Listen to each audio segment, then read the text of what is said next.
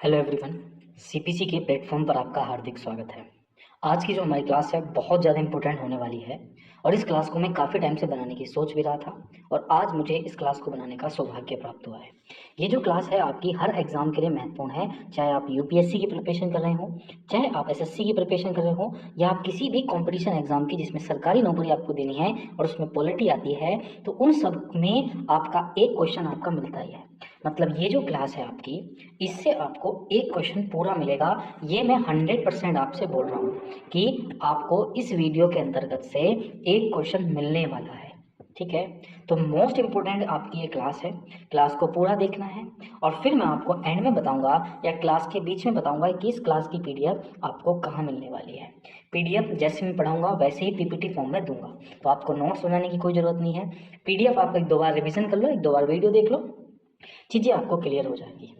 तो स्टार्ट करते हैं आपकी क्लास। ठीक है, तो क्लास में सबसे पहले देखो हम पढ़ने वाले हैं आर्टिकल। तो सबसे पहले जो हम आर्टिकल 1 के बारे में जानेंगे। देखो जितने भी इंपॉर्टेंट आर्टिकल हैं, और 2000 आपका मैं 16 से कवर कर रहा हूँ कि 2016 से और 2024 तक जिन जिन एग्जामों में क्वेश्चन आए हैं, ठीक है, किसी भी एग्जाम में आया हो, चाहे एसएससी हो, यूपी के एग्जाम हो, किसी भी स्टेट का बीसीएस हो, मैंने सारे कवर करे हैं इस वीडियो के अंतर्गत। तो आपको ये वीडियो पूरी देखनी है अगर आप सच्चे कंपटीशन की तैयारी कर रहे हो। तो सिलेक्शन लेना है तो वीडियो देखनी पड़ेगी, नहीं लेना है तो आप अभी स्किप करके जा सकते हो। टाइम को बर्बाद बिल्कुल भी नहीं करना है। तो इंपॉर्टेंट आर्टिकल, तो देखो हमारा जो कॉन्स्टिट्यूशन है, उस कॉन्स्टिट्यूशन जो हमारा कॉन्स्टिट्यूशन, वो हमारा कॉन्स्टिट्यूशन लागू हुआ था 26 जनवरी 1950 को।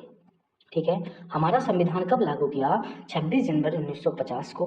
और विश्व का सबसे बड़ा रिटन कॉन्स्टिट्यूशन है हमारा, है ना। और हमारे कॉन्स्टिट्यूशन में आप देखोगे कि हमारे कॉन्स्टिट्यूशन में 22 लेसन्स हैं, 22 पार्ट हैं, 22 भाग हैं। आपकी 12 शेड्यूल हैं, 12 अनुसूचियां हैं और हमारे कॉन्स्टिट्यूशन में 395 अनुच्छेद हैं। ठीक है, कितने अनुच्छेद हैं? 395। पहले जब हमारा संविधान बना था तब भी 395 थे और अब भी आपका 395 है, लेकिन एबीसी जोड़े गए। ठीक है, मतलब उसमें कुछ संशोधन किया गया, जैसे 21 में 21 ए जोड़ दिया। इस आधार पर आज के टाइम में हमारे पास कितने आर्टिकल हो जाते हैं? 450 अनुच्छेद हो जाते हैं। लेकिन एग्जाम में अगर कोई आपसे पूछेगा कि हमारे अवर कॉन्स्टिट्यूशन में, हमारे संविधान में कितने आर्टिकल होंगे, तो आप झट आंसर दोगे कि हमारे संविधान में 395 ही अनुच्छेद होंगे। लेकिन वो पूछे कुल गणना की दृष्टि से, कुल काउंटिंग की दृष्टि से कितने आर्टिकल हैं, तो आप बोलोगे जी हमारे कॉन्स्टिट्यूशन में 2024 तक 450 प्लस आर्टिकल हैं। और इन्हीं 450 प्लस आर्टिकल को लेके आया हूँ। ठीक है, और ऐसे आर्टिकल में लेके आया हूँ कि आपने वीडियो देखी, आपको सारे आर्टिकल याद हुए और आपने धड़ाधड़ एग्जाम क्रैक किए। ठीक है, इसी चैलेंज के साथ में लेके आया हूँ। अब देखो सबसे पहले हम पढ़ने वाले हैं आर्टिकल 1 अनुच्छेद 1। देखो अनुच्छेद 1 जो है वो कहता है कि भारत अथवा इंडिया राज्यों का संघ होगा। कि भारत होगा या इंडिया, मतलब भारत को अथवा इंडिया या इंडिया राज्यों का संघ होगा। राज्यों का संघ का मतलब होता है कि भारत में 28 तो राज्य हैं, है ना, और 8 यूटी हैं, मतलब इन सब का एक ज्वाइंट होगा। तो आर्टिकल नंबर 1 कहता है कि भारत अथवा इंडिया राज्यों का संघ होगा। भारत अथवा इंडिया राज्यों का संघ होगा। किस अनुच्छेद में वर्णित है? अनुच्छेद 1 में। देखो किसी को आवाज अगर स्लो लग रही हो तो वीडियो को 1.5 की स्पीड से, 2 की स्पीड से, जितनी की स्पीड आपकी रखनी चाहते हो उतनी रख सकते हो। अब आता है आपका आर्टिकल नंबर 2। देखो आर्टिकल नंबर 2 क्या कहता है कि जो संसद है ना, संसद जो है, पार्लियामेंट जो है, उसको अधिकार होता है नए राज्य बनाने का। आर्टिकल नंबर ये कहता है कि जो हमारी संसद है, संसद क्या होती है? संसद की बात करें तो संसद आपकी, इसके 2 सदन होते हैं संसद के। एक होता है लोकसभा और एक होता है आपका राज्यसभा। ठीक है, तो संसद के 2 सदन होते हैं, एक लोकसभा एक राज्यसभा। तो संसद जो है किसी भी राज्य की, किसी भी नए राज्य की स्थापना कर सकती है, ये कहा गया है आर्टिकल नंबर 2 में। ठीक है, और अनुच्छेद नंबर 3 ये कहता है कि संसद जो है उन राज्यों के नाम बदल सकती है। जैसे यूपी अभी नाम पड़ा 1950 से पहले, यूपी का पुराना नाम था संयुक्त प्रांत। क्या था जी? संयुक्त प्रांत। तो संसद जो है किसी राज्य का नाम बदल सकती है, उसका क्षेत्राधिकार, क्षेत्राधिकार मतलब अभी राजस्थान का एरिया इतना है, अभी आगे क्या करते हैं उसको तोड़ दे, एक नया राज्य बना दे, तो अब इतना हो गया राजस्थान का। तो अनुच्छेद 3 ये कहता है कि संसद किसी राज्य का नाम उसके क्षेत्राधिकार में परिवर्तन कर सकती है ना। देखो अनुच्छेद 1 हमने देखा कि भारत अथवा इंडिया राज्यों का संघ होगा। अनुच्छेद हमने 2 देखा कि नए राज्यों की स्थापना कर सकती है संसद। अनुच्छेद 3 देखा अनुच्छेद 3 क्या है कि संसद किसी भी राज्य का नाम उसका क्षेत्राधिकार में परिवर्तन कर सकती है। इतनी बातें आपको याद रखनी है इससे। चलो अब आता है आपका आर्टिकल नंबर कौन सा आ गया, आर्टिकल 3 हमने पढ़ लिए। अब इम्पोर्टेंट की दृष्टि से आता है आर्टिकल 6। ठीक है, अब आर्टिकल 6 क्या है, देखो आप अगर देखोगे भाग 2, तो भाग 2 जो है आपका वो संबंधित है नागरिकता से। किससे संबंधित है, नागरिकता से। और सिटीजनशिप जो है नागरिकता, वो भारतीय संविधान के अनुच्छेद 5 से 11 तक है। मतलब जो भारतीय संविधान है उसमें नागरिकता किस अनुच्छेद से किस अनुच्छेद तक है, 5 से 11 तक। तो जितने भी हम 5 से 11 तक अनुच्छेद पढ़ने वाले हैं उसमें नागरिकता दी हुई है। उसमें क्या दी हुई है, नागरिकता, कि भाई भारत का नागरिक कैसे बन सकते हो, क्या करना पड़ेगा, ये सारी चीज़ें दी गई हैं। तो सबसे पहले हम पढ़ रहे हैं आर्टिकल 6। आर्टिकल 6 कहता है कि पाकिस्तान से भारत आए लोगों के लिए नागरिकता का प्रावधान। मतलब जो लोग पाकिस्तान से भारत आए हैं उनके लिए नागरिकता का क्या प्रावधान होगा, ये किस अनुच्छेद में कहा गया है, अनुच्छेद 6 में कहा गया है। पाकिस्तान से भारत आए लोगों के लिए नागरिकता का प्रावधान किस अनुच्छेद है, अनुच्छेद 6 में। अनुच्छेद नंबर 7, अनुच्छेद नंबर 7 कहता है कि आज़ादी के बाद जो लोग भारत से पाकिस्तान चले गए, है ना, जब 1947 में आज़ाद हुआ तो भैया भारत से कहाँ चले गए, पाकिस्तान। लेकिन संविधान बनने से पहले लौट आए हों तो उनकी नागरिकता का प्रावधान, मतलब जो व्यक्ति आज़ादी के बाद पाकिस्तान चले गए हों लेकिन आज़ादी संविधान बनने से पहले भारत के वापस आ गए हों, मतलब अपना घर छोड़ के गए और दोबारा अपने घर में आ गए, मतलब सुबह का भूला शाम को भटका हुआ अपने वापस आ जाता है शाम को, ठीक है, तो उसे भूला नहीं कहते। तो उनके लिए नागरिकता का प्रावधान है अनुच्छेद नंबर 7 में। किसमें है, अनुच्छेद नंबर 7 में। ठीक है, चलो उसके बाद अगर देखेंगे तो आता है आपका 6-7 हमने पढ़ लिए। ठीक है, उसके बाद आता है जी आपका अनुच्छेद नंबर 8। ठीक है, कौन सा अनुच्छेद आता है, अनुच्छेद नंबर 8। देखो अनुच्छेद नंबर 8 ये कहता है कि विदेशी भ्रमण, मतलब विदेश में घूमने से या विदेश में नौकरी करने से भारत की नागरिकता समाप्त नहीं होगी। मतलब अगर आप विदेश में नौकरी करते हो या नौकरी करने के साथ या विदेश में घूमने गए हो तो आपकी भारत की नागरिकता समाप्त नहीं होगी। ये किस अनुच्छेद में कहा गया है, अनुच्छेद नंबर 8 में। अब अनुच्छेद नंबर 9 क्या कहता है कि अगर आपने किसी विदेश की, मतलब लंदन की, अमेरिका की या किसी भी विदेश की नागरिकता ले ली तो तुरंत ही भारत की नागरिकता क्या कर दी जाएगी, समाप्त कर दी जाएगी। मतलब अगर कोई व्यक्ति विदेश की नागरिकता लेता है तो उसकी भारत की नागरिकता तुरंत ही समाप्त आपकी कर दी जाएगी। ये किस अनुच्छेद में कहा गया है, अनुच्छेद 9 में। अनुच्छेद 10 किससे संबंधित है, तो अनुच्छेद संबंधित है 10 कि भारत की नागरिकता तब तक बनी रहेगी जब तक कि आप किसी देश विरोधी गतिविधि में शामिल ना हो। मतलब भारत की नागरिकता जो है आपको तब तक मिलेगी जब तक आप किसी देश विरोधी गतिविधि में शामिल ना हो। अब देश विरोधी गतिविधि क्या होती है, जैसे आप भारत और पाकिस्तान का युद्ध हो रहा है और आप पाकिस्तान को चोरी छुपे भारत की खुफिया जानकारी दे रहे हो या आप सपोर्ट कर रहे हो पाकिस्तान को, तो आप देश विरोधी गतिविधियों में शामिल हो रहे हो, तो आपकी सिटीजनशिप क्या कर दी जाएगी, समाप्त। नेक्स्ट आता है अनुच्छेद 11। अनुच्छेद 11 कहता है कि भैया नागरिकता से जितने भी कानून बनते हैं, नागरिकता से जितने भी कानून बनते हैं संसद में, कहाँ बनते हैं, नागरिकता से जितने भी कानून बनते हैं वो संसद बनाती है। मतलब नागरिकता कैसे देनी है, किस व्यक्ति को देनी है, जो भी कानून बनेगा उसे कौन बनाएगी, संसद बनाएगी। और नागरिकता प्रदान कौन करता है, तो भैया नागरिकता प्रदान करने का काम होता है गृह मंत्रालय का। याद रखना कि नागरिकता कौन देता है, तो होम मिनिस्ट्री देती है। नागरिकता कौन देता है जी, आपका होम मिनिस्ट्री देती है। आई होप अनुच्छेद 8 समझ में आया, अनुच्छेद 9 समझ में आया, अनुच्छेद 10 समझ में आया और अनुच्छेद 11 भी आपको समझ में आ गया। ठीक है, अब हम चलेंगे अगले आर्टिकल पर और अगला आर्टिकल आता है 13। अब देखो 13 से पहले मुझे आपको एक समझना पड़ेगा कि अनुच्छेद 12 से लेकर 35 तक जितने भी आपके अनुच्छेद आपको देखने को मिलेंगे, ये अनुच्छेद आपके मौलिक अधिकार से संबंधित होंगे। किससे संबंधित होंगे? मौलिक अधिकार से। अब बात ये आती है कि व्हाट इज द मौलिक अधिकार, what is the fundamental rights. मौलिक अधिकार क्या होते हैं और क्यों दिए जाते हैं? तो देखो, वे अधिकार जो व्यक्ति को जन्म से मिले, मतलब जैसे ही उस व्यक्ति का जन्म हुआ उसको प्रदान कर दिए गए, जैसे जीवन जीने का अधिकार, कहीं भी घूमने का अधिकार, कहीं भी बसने का अधिकार, सरकारी नौकरी का अधिकार, बोलने का अधिकार। तो ऐसे अधिकार जो व्यक्ति को जन्म से ही मिल जाते हैं और जब व्यक्ति की मृत्यु हो जाती है, डेथ हो जाती है, उससे छीन लिए जाते हैं, तो वैसे अधिकारों को क्या कहा जाता है? मौलिक अधिकार कहा जाता है। और मौलिक अधिकार जो हैं वो भारतीय संविधान के, इंडियन कॉन्स्टिट्यूशन के अनुच्छेद 12 से 35 तक है। तो अब हम पढ़ने वाले हैं अनुच्छेद 12 से 35 के बीच में जो इम्पोर्टेंट आर्टिकल है। जैसे सबसे पहले आता है अनुच्छेद 13। अनुच्छेद 13 ये कहता है कि हमारे मौलिक अधिकार किसी दूसरे के मौलिक अधिकार को प्रभावित नहीं करेंगे।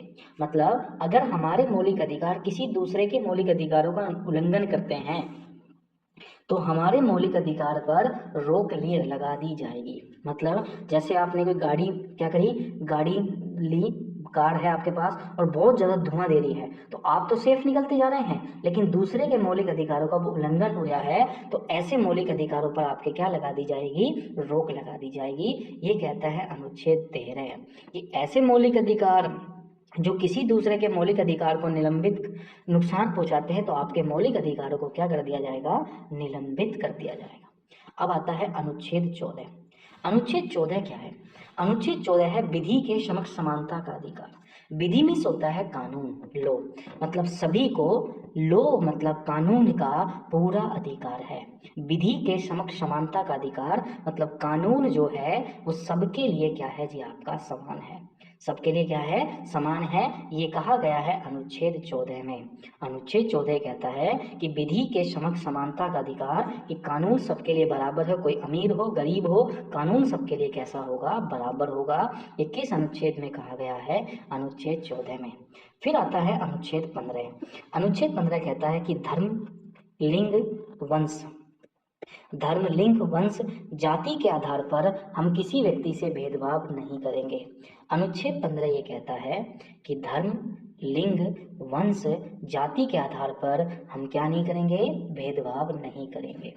किसी व्यक्ति के धर्म के आधार पर, उसका धर्म क्या है, वो पुरुष है कि स्त्री है, उसका वंश क्या है, उसकी जाति क्या है, हम उससे भेदभाव नहीं करेंगे। ये कहा गया है अनुच्छेद 15 में। अनुच्छेद 16 किससे संबंधित है? तो अनुच्छेद 16 संबंधित है लोक नियोजन से, पब्लिक एम्प्लॉयमेंट से, मतलब सरकारी नौकरी से। तो सरकारी नौकरी से संबंधित है आपका कौन सा अनुच्छेद? लोक नियोजन में अवसर की समानता। सरकारी नौकरी में सबको इक्वल अपॉर्चुनिटी मिलेगी, लेकिन इसमें अपवाद आता है, एसटी आता है, एससी आता है, ओबीसी आता है, ईडब्ल्यूएस आता है, ये सारे इसमें क्या हैं? अपवाद हैं। तो सरकारी नौकरी की समानता किसमें आती है? अनुच्छेद 16 में। और अनुच्छेद 17 किससे संबंधित है? अनटचेबिलिटी, छुआछूत का अंत। अनुच्छेद 17 किससे संबंधित है? छुआछूत के अंत से। ठीक है, देखो मैंने अभी आपको बहुत इंपॉर्टेंट आर्टिकल पढ़ाए। सबसे पहले आर्टिकल पढ़ाया 13। आर्टिकल 13 कहता है कि हमारे मौलिक अधिकार किसी दूसरे के मौलिक अधिकारों को नुकसान नहीं पहुंचाएंगे। फिर पढ़ाया आर्टिकल 14 कि भैया कानून सबके लिए कैसा है? समान है। अनुच्छेद फिर मैंने पढ़ाया 15 कि धर्म के आधार पर, लिंग के आधार पर, वंश के आधार पर, जाति के आधार पर भेदभाव नहीं करेंगे। फिर हमने पढ़ा 16 क्या है? लोक नियोजन में सरकारी नौकरी में अवसर की समानता। फिर हमने पढ़ा 17, और 17 क्या होता है? छुआछूत का अंत होता है। 17 क्या होता है? छुआछूत का अंत। ठीक है, उसके बाद अब हम पढ़ने वाले हैं अनुच्छेद 18 और 19। देखो अनुच्छेद 18 किससे संबंधित है? अनुच्छेद 18 उपाधि से। उपाधि क्या होती है? टाइटल। उपाधि जो है दो चीज में दी जाती है, एक दी जाती है शिक्षा के पर। उपाधि सिर्फ दो ही एरिया में मिलती है, एक शिक्षा पर और एक मिलती है सेना में। जैसे आप देखते होंगे अगर कोई व्यक्ति आपका बीएससी कर लेता है तो उसे ग्रेजुएट कहते हैं। मतलब ग्रेजुएट क्या है? एक उपाधि है। एमएससी कर लेता है तो उसे मास्टर बोलते हैं, है ना, पोस्ट ग्रेजुएट हो जाता है वो। ठीक है, पीएचडी कर देता है तो डॉक्टर बोलते हैं। तो ये सब क्या है? एक उपाधि है सेना में अगर कोई व्यक्ति 2 स्टार बन जाता है तो उसे दरोगा बोलते हैं, इंस्पेक्टर बोलते हैं। तो इंस्पेक्टर, दरोगा, डीएम, एसपी, ये सब क्या है जी, आपकी उपाधि हैं। तो भैया उपाधि जो है, उपाधियों का अंत जो है किस अनुच्छेद में है? एवोल्यूशन ऑफ टाइटल, तो आपका अनुच्छेद 18 में है। अनुच्छेद 18 किससे संबंधित है? उपाधियों के अंत से। ठीक है, अब आता है अनुच्छेद 19। देखो अनुच्छेद 19 को 6 पार्ट में डिवाइड किया गया है एबीसी में। ठीक है, अनुच्छेद 19 को कितने पार्ट में डिवाइड किया गया है? तो भैया अनुच्छेद 19 को आपका 6 पार्ट में डिवाइड किया गया है। ठीक, अब देखो अनुच्छेद 19 के 6 पार्ट क्या है? पहला है प्रेस की स्वतंत्रता, है ना, आपको बोलने का अधिकार है, कहीं घूमने का अधिकार है, कहीं भी बसने का अधिकार है, कहीं भी आप जमीन खरीद सकते हो, आपको जी, है ना, आपको भारत के किसी भी कोने में बसने का अधिकार है। तो ये सब अधिकार किस अनुच्छेद के अंतर्गत आते हैं? अनुच्छेद 19 के अंतर्गत आते हैं। ठीक है, तो अनुच्छेद 19 किससे संबंधित है? आपकी प्रेस की स्वतंत्रता से संबंधित है। झंडा फहराने का अधिकार है, बोलने का अधिकार है, व्यवसाय करने का अधिकार है, ये सब किससे संबंधित है? तो आर्टिकल 19 से संबंधित है। इतनी बातें आपको ध्यान में रखनी है। अब आता है आर्टिकल नंबर 20। देखो आर्टिकल नंबर 20 जो है ये कहता है, आर्टिकल नंबर 20, एक गलती की एक सजा। आर्टिकल 20 किससे संबंधित है? एक गलती की एक सजा से। आर्टिकल नंबर 20 कहता है एक गलती की सजा। ठीक है, मतलब आर्टिकल 20 में बोला गया कि अगर आपने एक थप्पड़ किसी को मारा या 2 थप्पड़ मारे तो क्राइम क्या है? एक थप्पड़ है, मतलब एक थप्पड़ पे उतनी सजा मिलेगी जितनी की आपको 2 थप्पड़ पे। या आपने एक मर्डर किया, फिर 2 मर्डर किए या 3 मर्डर किए, तो आपका क्राइम क्या है? आपका क्राइम है मर्डर करना। तो एक गलती पर आपकी एक सजा है। किस आर्टिकल में कहा गया है? आपका आर्टिकल नंबर 20 में। फिर आता है आर्टिकल नंबर 21, बहुत मोस्ट इंपोर्टेंट आर्टिकल है, अनुच्छेद 21। अनुच्छेद 21 है जीवन जीने का अधिकार, कि आपको जीवन जीने का अधिकार है, अपने हिसाब से आप जीवन को जी सकते हैं। और आर्टिकल 21 किससे संबंधित है? निजता के अधिकार से। राइट टू प्राइवेसी का अधिकार भी आपका किस अनुच्छेद में आता है? अनुच्छेद 21 के अंतर्गत आता है। तो जीवन जीने का अधिकार, निजता का अधिकार किस अनुच्छेद में है? अनुच्छेद 21 में आता है। किस में आता है? अनुच्छेद 21 में। फिर आता है अनुच्छेद 21A। 21A किससे संबंधित है?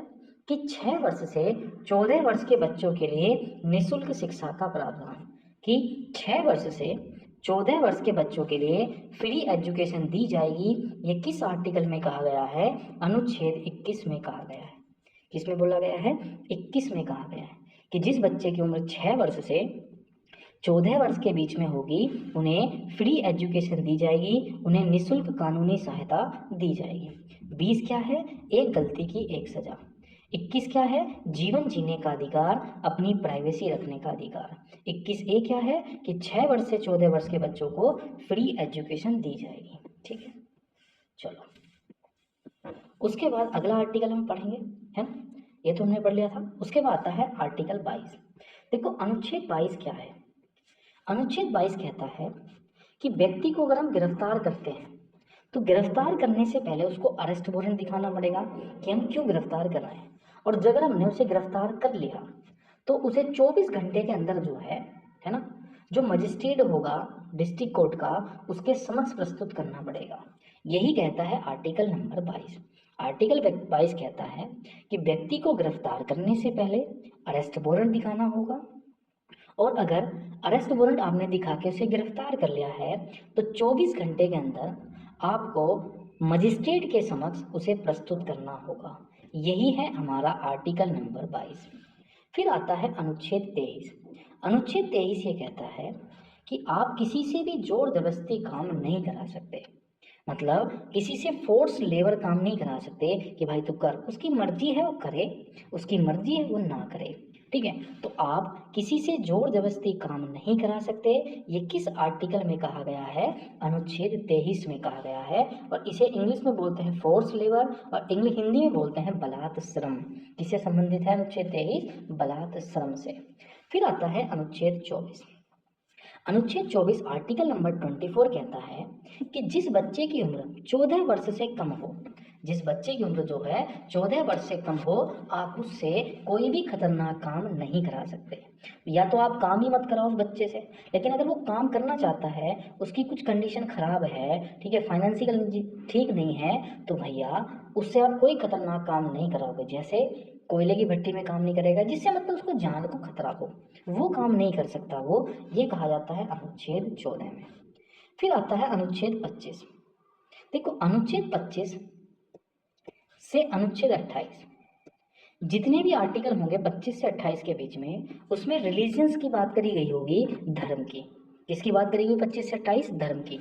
जैसे अनुच्छेद 25 ये कहता है कि धर्म को अपनाने का अधिकार, आप कोई भी धर्म अपना सकते हो, मुस्लिम धर्म अपना लो, सिख धर्म अपना लो, मतलब जो आपका कोई धर्म है उसको अपनाने का अधिकार किस अनुच्छेद में है?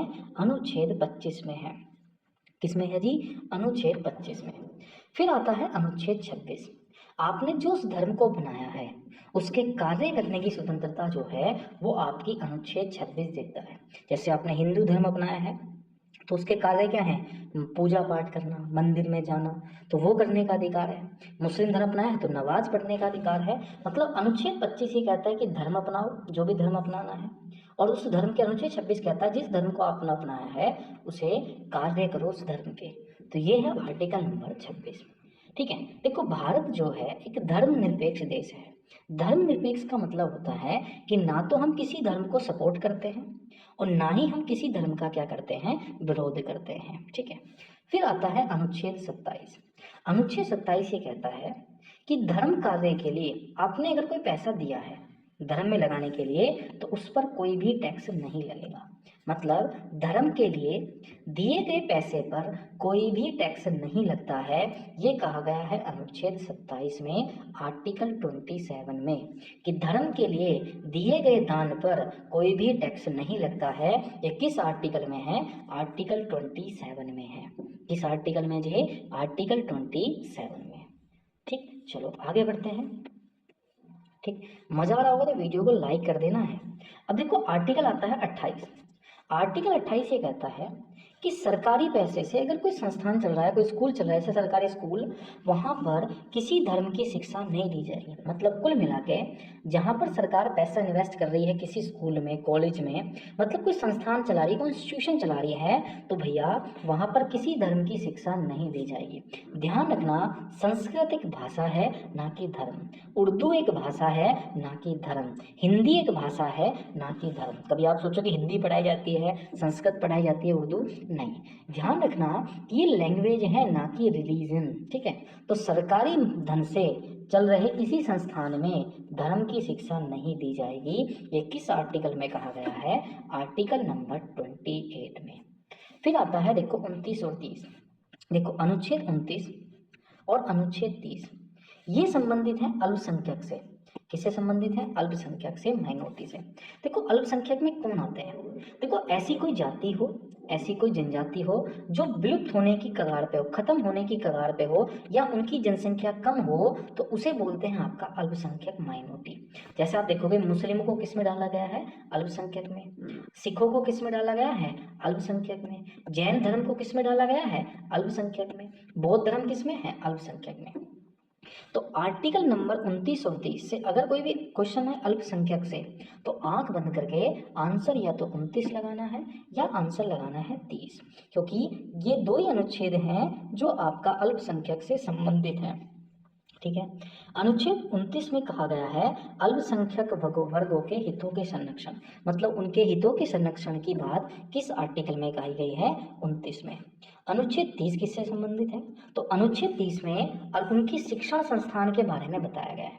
देखो हितों का संरक्षण किया गया है 29 में, और उनके शिक्षण संस्थान के बारे में किस अनुच्छेद में कहा गया है? अनुच्छेद 30 में। याद रख लोगे, कॉर्डिट है कि उनके हितों का संरक्षण 29 में और उनके शिक्षण संस्थान के बारे में 30 में। ये दो आर्टिकल हैं जो याद रखने हैं। ठीक है, चलो आगे बढ़ते हैं। अब जहाँ 30 तक हमने पढ़ लिया, ठीक है, अब आता है आर्टिकल नंबर 32 और मोस्ट इंपॉर्टेंट आर्टिकल है। ठीक है, देखो अनुच्छेद 32 जो है, मैंने आप सबको बताया कि अनुच्छेद 12 से लेकर अनुच्छेद 35 तक उसमें क्या बताया जाएगा, मौलिक अधिकारों के बारे में बताया जाएगा। किसके बारे में बताया जाएगा, मौलिक अधिकार।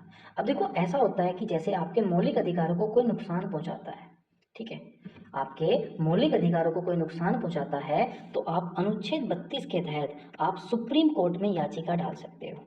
आप अनुच्छेद 32 के तहत सुप्रीम कोर्ट में याचिका डाल सकते हो और इसमें 5 प्रकार की रिट दी गई हैं। मतलब अनुच्छेद 32 में कितने प्रकार की रिट हैं, 5 प्रकार की।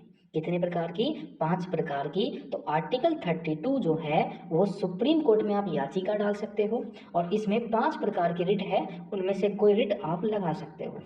तो अनुच्छेद 32 जो है उसे बोलते हैं संवैधानिक उपचारों का अधिकार, कॉन्स्टिट्यूशनल रेमेडीज, है ना। मतलब अगर आपके कोई मौलिक अधिकारों को हनन करता है, नुकसान पहुंचाता है, तो आर्टिकल 32 के तहत आप सुप्रीम कोर्ट में याचिका डाल सकते हो।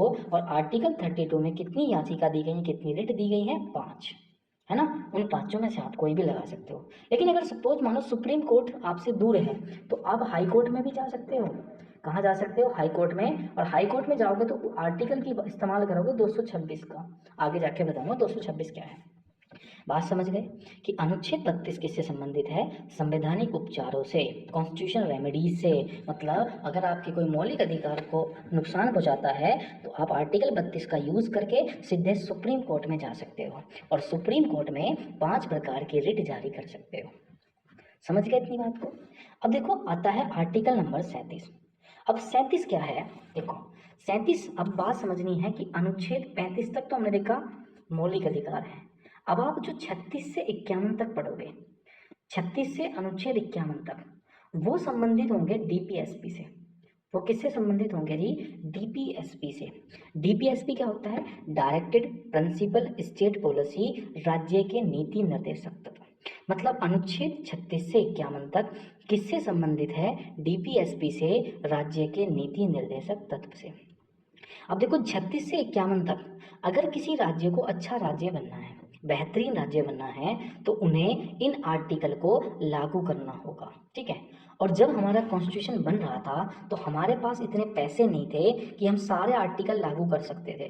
तो हमने 36 से 51 वाले जो आर्टिकल हैं वो राज्य सरकार पर डिपेंड कर दिए कि राज्य सरकार चाहे तो इन्हें लागू करे, चाहे तो ना करे। तो अब इन्हीं आर्टिकलों की बात हम करेंगे।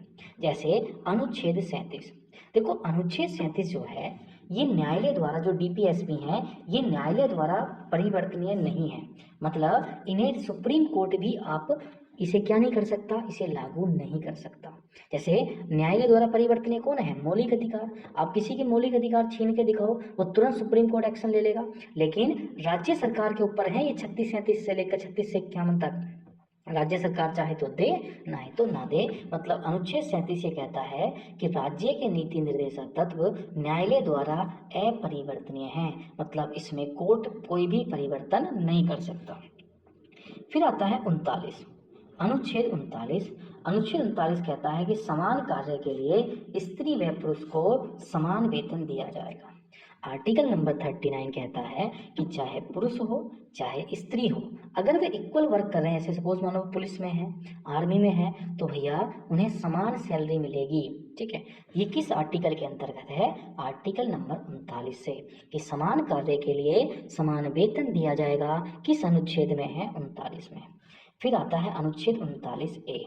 तो अनुच्छेद 39 कहता है कि निःशुल्क कानूनी सहायता, कि आपको फ्री में कानून की एडवाइस दी जाएगी। इसलिए सरकारी वकील अपॉइंट करती है सरकार, कि जिससे पब्लिक को, जिनके पास पैसे नहीं है, उन्हें निःशुल्क कानूनी सहायता प्रदान की जा सके। तो निःशुल्क कानूनी सहायता किस आर्टिकल के अंतर्गत है, तो आप बोलोगे 39 के अंतर्गत है। किसके अंतर्गत है, 39 के अंतर्गत।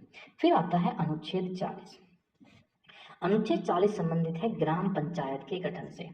अनुच्छेद 40 किससे संबंधित है, ग्राम पंचायत के गठन से। मतलब गांव की जो पंचायत है उनके गठन से कौन सा अनुच्छेद संबंधित है, तो आप बोलोगे अनुच्छेद 40 जो है वो ग्राम पंचायत के गठन से संबंधित है। और आपको बता दूं कि सबसे पहले ग्राम पंचायत का कॉन्सेप्ट राजस्थान में लागू हुआ था, और राजस्थान का नागौर जिला जहां पर सबसे पहले पंचायती राज चला, ठीक है।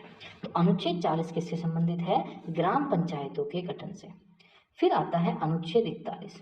अनुच्छेद 41 क्या है कि कुछ कंडीशन में, है ना, सरकार जो है लोगों की हेल्प करेगी, जैसे विधवा पेंशन देगी, है ना, बेरोजगारी भत्ता देगी, बुजुर्गों को पैसा देगी, है ना।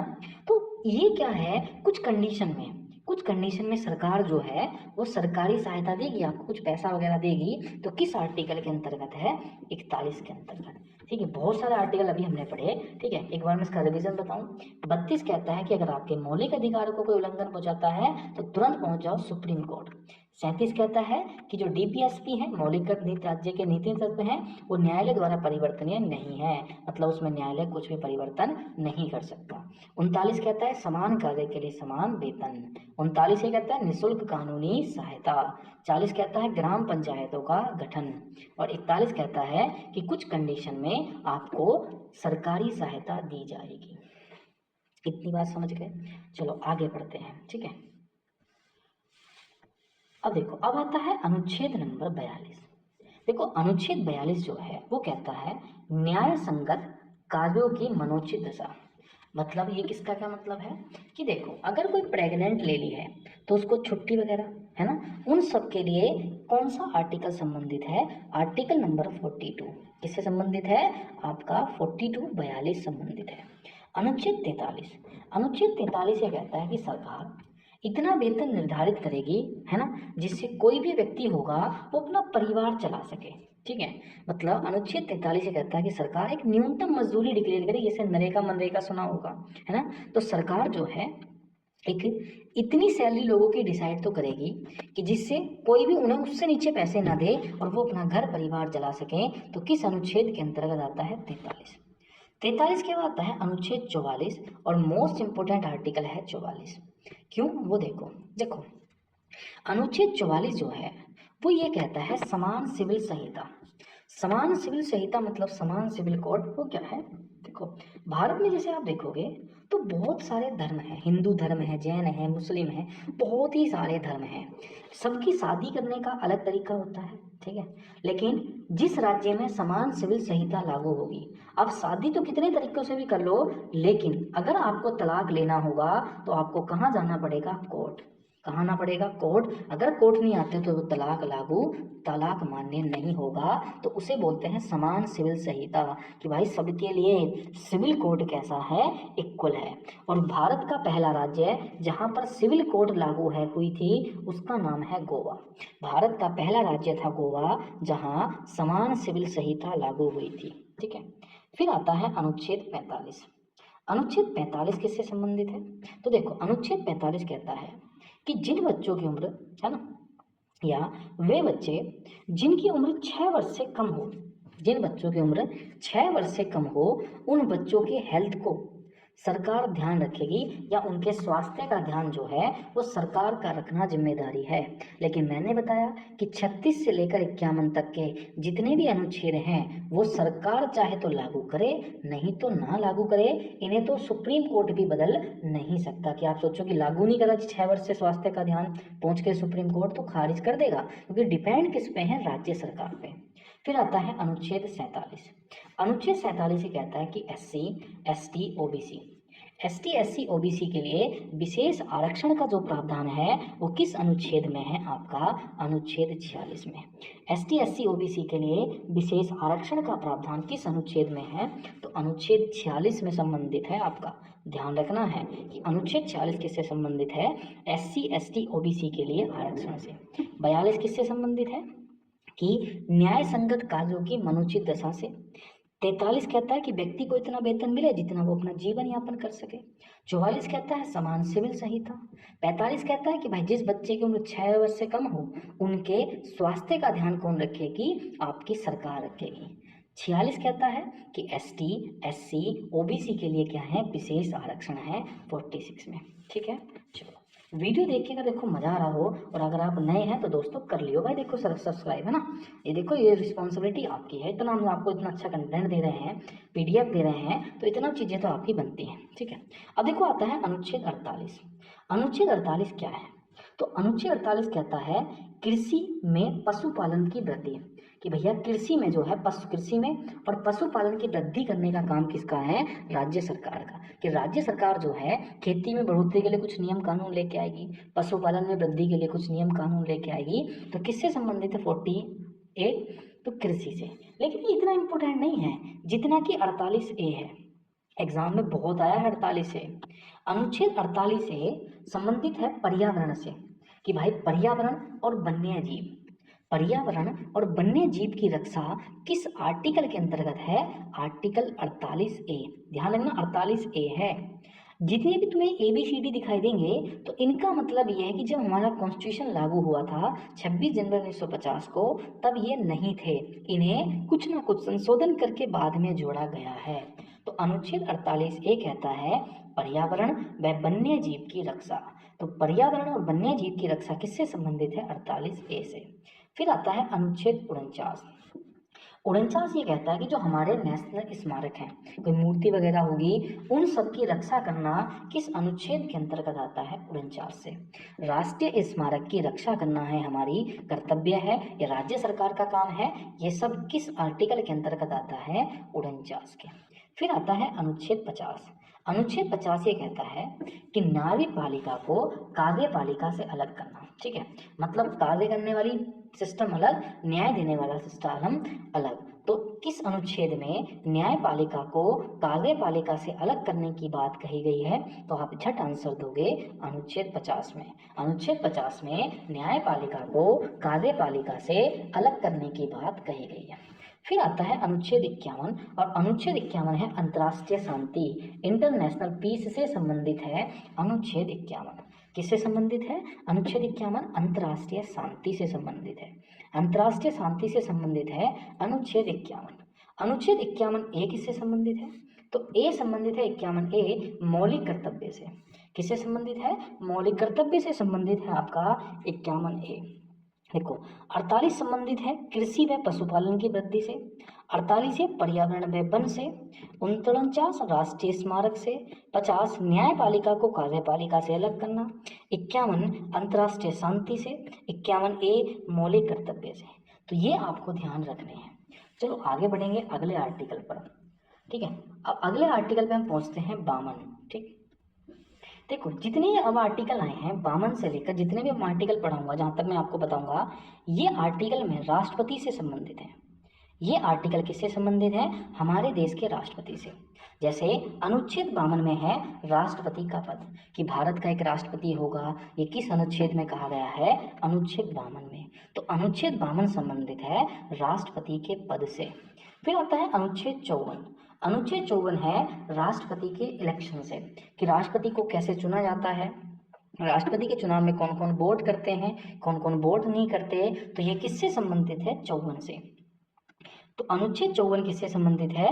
राष्ट्रपति के निर्वाचन से संबंधित है अनुच्छेद 54। किससे संबंधित है अनुच्छेद 54?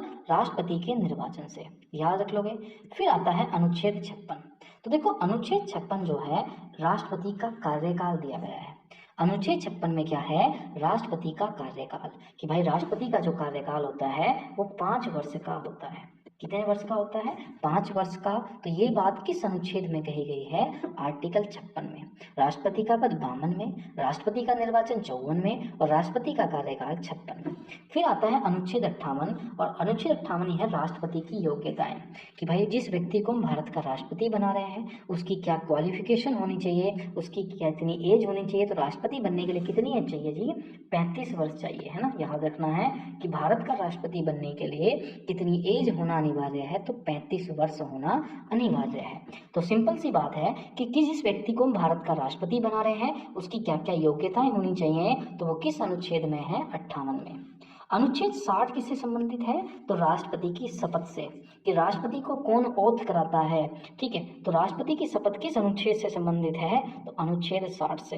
किससे संबंधित है? अनुच्छेद 60 से राष्ट्रपति की शपथ संबंधित है। और राष्ट्रपति को शपथ कौन दिलाता है? तो भारत का जो मुख्य न्यायाधीश होता है CGI, है ना, भारत का जो मुख्य न्यायाधीश होता है CGI, वो ही आपका राष्ट्रपति को शपथ दिलाता है। फिर आता है अनुच्छेद 61। अनुच्छेद 61 संबंधित है महाभियोग से। किससे संबंधित है? महाभियोग। देखो राष्ट्रपति को हटाने के लिए एक कुछ चीजें लाई जाती हैं जिसे बोला जाता है महाभियोग। मतलब राष्ट्रपति को हटाना ही क्या कहलाता है, महाभियोग कहलाता है। तो अनुच्छेद 61 किससे संबंधित है, महाभियोग से, याद रखना। अनुच्छेद 72, अनुच्छेद 72 के अंतर्गत राष्ट्रपति की क्षमादान शक्ति है। क्षमादान शक्ति क्या है, किसी व्यक्ति की सजा को माफ कर सकता है, उसे फांसी से बचा सकता है, उसे फांसी पर चढ़वा सकता है। तो भैया अनुच्छेद 72 में क्या है, राष्ट्रपति की क्षमादान शक्ति है। एक बार मैं इसको थोड़ा सा बदल के देखो, 52 में क्या है, राष्ट्रपति का पद। 54 में राष्ट्रपति को कैसे चुना जाता है, किस तरह से वोट पड़ते हैं वो। अनुच्छेद 56 में क्या है कि राष्ट्रपति का कार्यकाल कितने वर्षों का होता है। 58 में राष्ट्रपति बनने के लिए क्या क्या योग्यताएं होनी चाहिए। 60 में क्या है कि राष्ट्रपति की शपथ है कि राष्ट्रपति को कौन शपथ दिलाता है। 61 में राष्ट्रपति पर महाभियोग की बात करी गई है। ठीक है, 61 किससे संबंधित है, महाभियोग से, इम्पीचमेंट, है ना। अनुच्छेद 72 किससे संबंधित है, तो राष्ट्रपति की क्षमादान शक्ति है कि भाई राष्ट्रपति कैसे कैसे क्षमा करता है, किस किस को क्षमा कर सकता है, तो अनुच्छेद 72 में बताया गया है। ठीक है, चलो आगे हम बढ़ते हैं। आपका 72 तक अभी तक हमने पढ़ लिया। अब हम बात करेंगे 79। तो आर्टिकल 79 जो है, इसमें भारत की द्विसदनीय संसद के बारे में बताया गया है कि भारत की 2 सदनीय संसद होती है। द्विसदनीय मतलब 2 सदन होते हैं संसद के, एक होता है लोकसभा, ठीक है, और एक होता है राज्यसभा। ये किसके अंतर्गत बताया गया है, 79 के अंतर्गत बताया गया है। ठीक है, किसके अंतर्गत बताया गया है, 79 के अंतर्गत बताया गया है। आर्टिकल नंबर 85 क्या कहता है, आर्टिकल नंबर 85 में लोकसभा के गठन की बात करी गई है और लोकसभा के विघटन की बात, कि भाई लोकसभा को कैसे तो उसका गठन हो सकता है और कैसे उसका क्या हो सकता है, विघटन हो सकता है, कैसे वो समाप्त हो सकती है। ये किस आर्टिकल के अंतर्गत कहा गया है, 85 के अंतर्गत। किसके अंतर्गत, 85 के अंतर्गत कहा गया है। मतलब 79 में 2 सदन होने की बात करी गई है, 85 में लोकसभा का कैसे बनेगी, कैसे विघटन होगा, कही गई है। ठीक है, उसके बाद आता है अनुच्छेद 123, राष्ट्रपति को अध्यादेश जारी करने का अधिकार है। देखो अनुच्छेद 123 मोस्ट इंपोर्टेंट आर्टिकल है, ये बात आपको ध्यान रखनी है कि कैसा आर्टिकल है, बहुत मोस्ट है। और इसमें किसके बारे में बताया गया है, अध्यादेश के बारे में बताया गया है। अब देखो व्हाट इज द अध्यादेश, अध्यादेश क्या होता है, तो देखो कभी कभी राष्ट्रपति को जब संसद काम नहीं करती तो कुछ टेम्परेरी कानून लागू करने होते हैं, उनको ही बोला जाता है अध्यादेश, उनको ही क्या बोला जाता है, अध्यादेश कहा जाता है। ठीक है, और अनुच्छेद 123 में किसकी बात करी गई है, किसकी बात कही गई है, आपकी अध्यादेश की बात कही गई है। तो अनुच्छेद 123 किससे संबंधित है, अध्यादेश से। अब आता है अनुच्छेद 143। देखो अनुच्छेद 143 क्या कहता है कि राष्ट्रपति जो है किसी केस के मामले में सुप्रीम कोर्ट से सलाह ले सकता है, कि राष्ट्रपति को अनुच्छेद 143 के तहत सुप्रीम कोर्ट से सलाह लेने का अधिकार है। 143 में क्या है कि राष्ट्रपति किसी भी मुद्दे पर जो देश में चल रहा है उसमें सुप्रीम कोर्ट से सलाह ले सकता है, लेकिन ध्यान रखना सुप्रीम कोर्ट उसे सलाह देने के लिए बाध्यकारी नहीं है। मतलब सुप्रीम कोर्ट की मर्जी हो तो वो दे देगा, नहीं है तो नहीं देगा। तो सुप्रीम कोर्ट को सलाह लेने का अधिकार राष्ट्रपति को किस अनुच्छेद के तहत मिला, 143 के तहत। अब हम बात करेंगे, राष्ट्रपति वाला सिस्टम खत्म हो गया, अब हम बात करेंगे उपराष्ट्रपति की। तो अनुच्छेद 63 ये कहता है कि भारत का एक उपराष्ट्रपति होगा। अनुच्छेद 63 क्या कहता है, भारत का एक उपराष्ट्रपति होगा। ये किस आर्टिकल के अंतर्गत कहा गया है, 63 के अंतर्गत। किसके अंतर्गत, 63 के अंतर्गत कहा गया है। इतनी बातें आपको ध्यान रखनी है। चलो आगे बढ़ते हैं। तो हमने अभी आर्टिकल नंबर 63 पढ़ा और आर्टिकल नंबर 63 कहता है भारत का एक उपराष्ट्रपति होगा। ऐसे ही फिर आता है आर्टिकल नंबर 64। देखो आर्टिकल नंबर 64 कहता है कि राज्यसभा का एक सभापति होता है। आर्टिकल नंबर जैसे राज्यसभा का सभापति जो होता है ना, वो भारत का उपराष्ट्रपति ही राज्यसभा का सभापति होता है।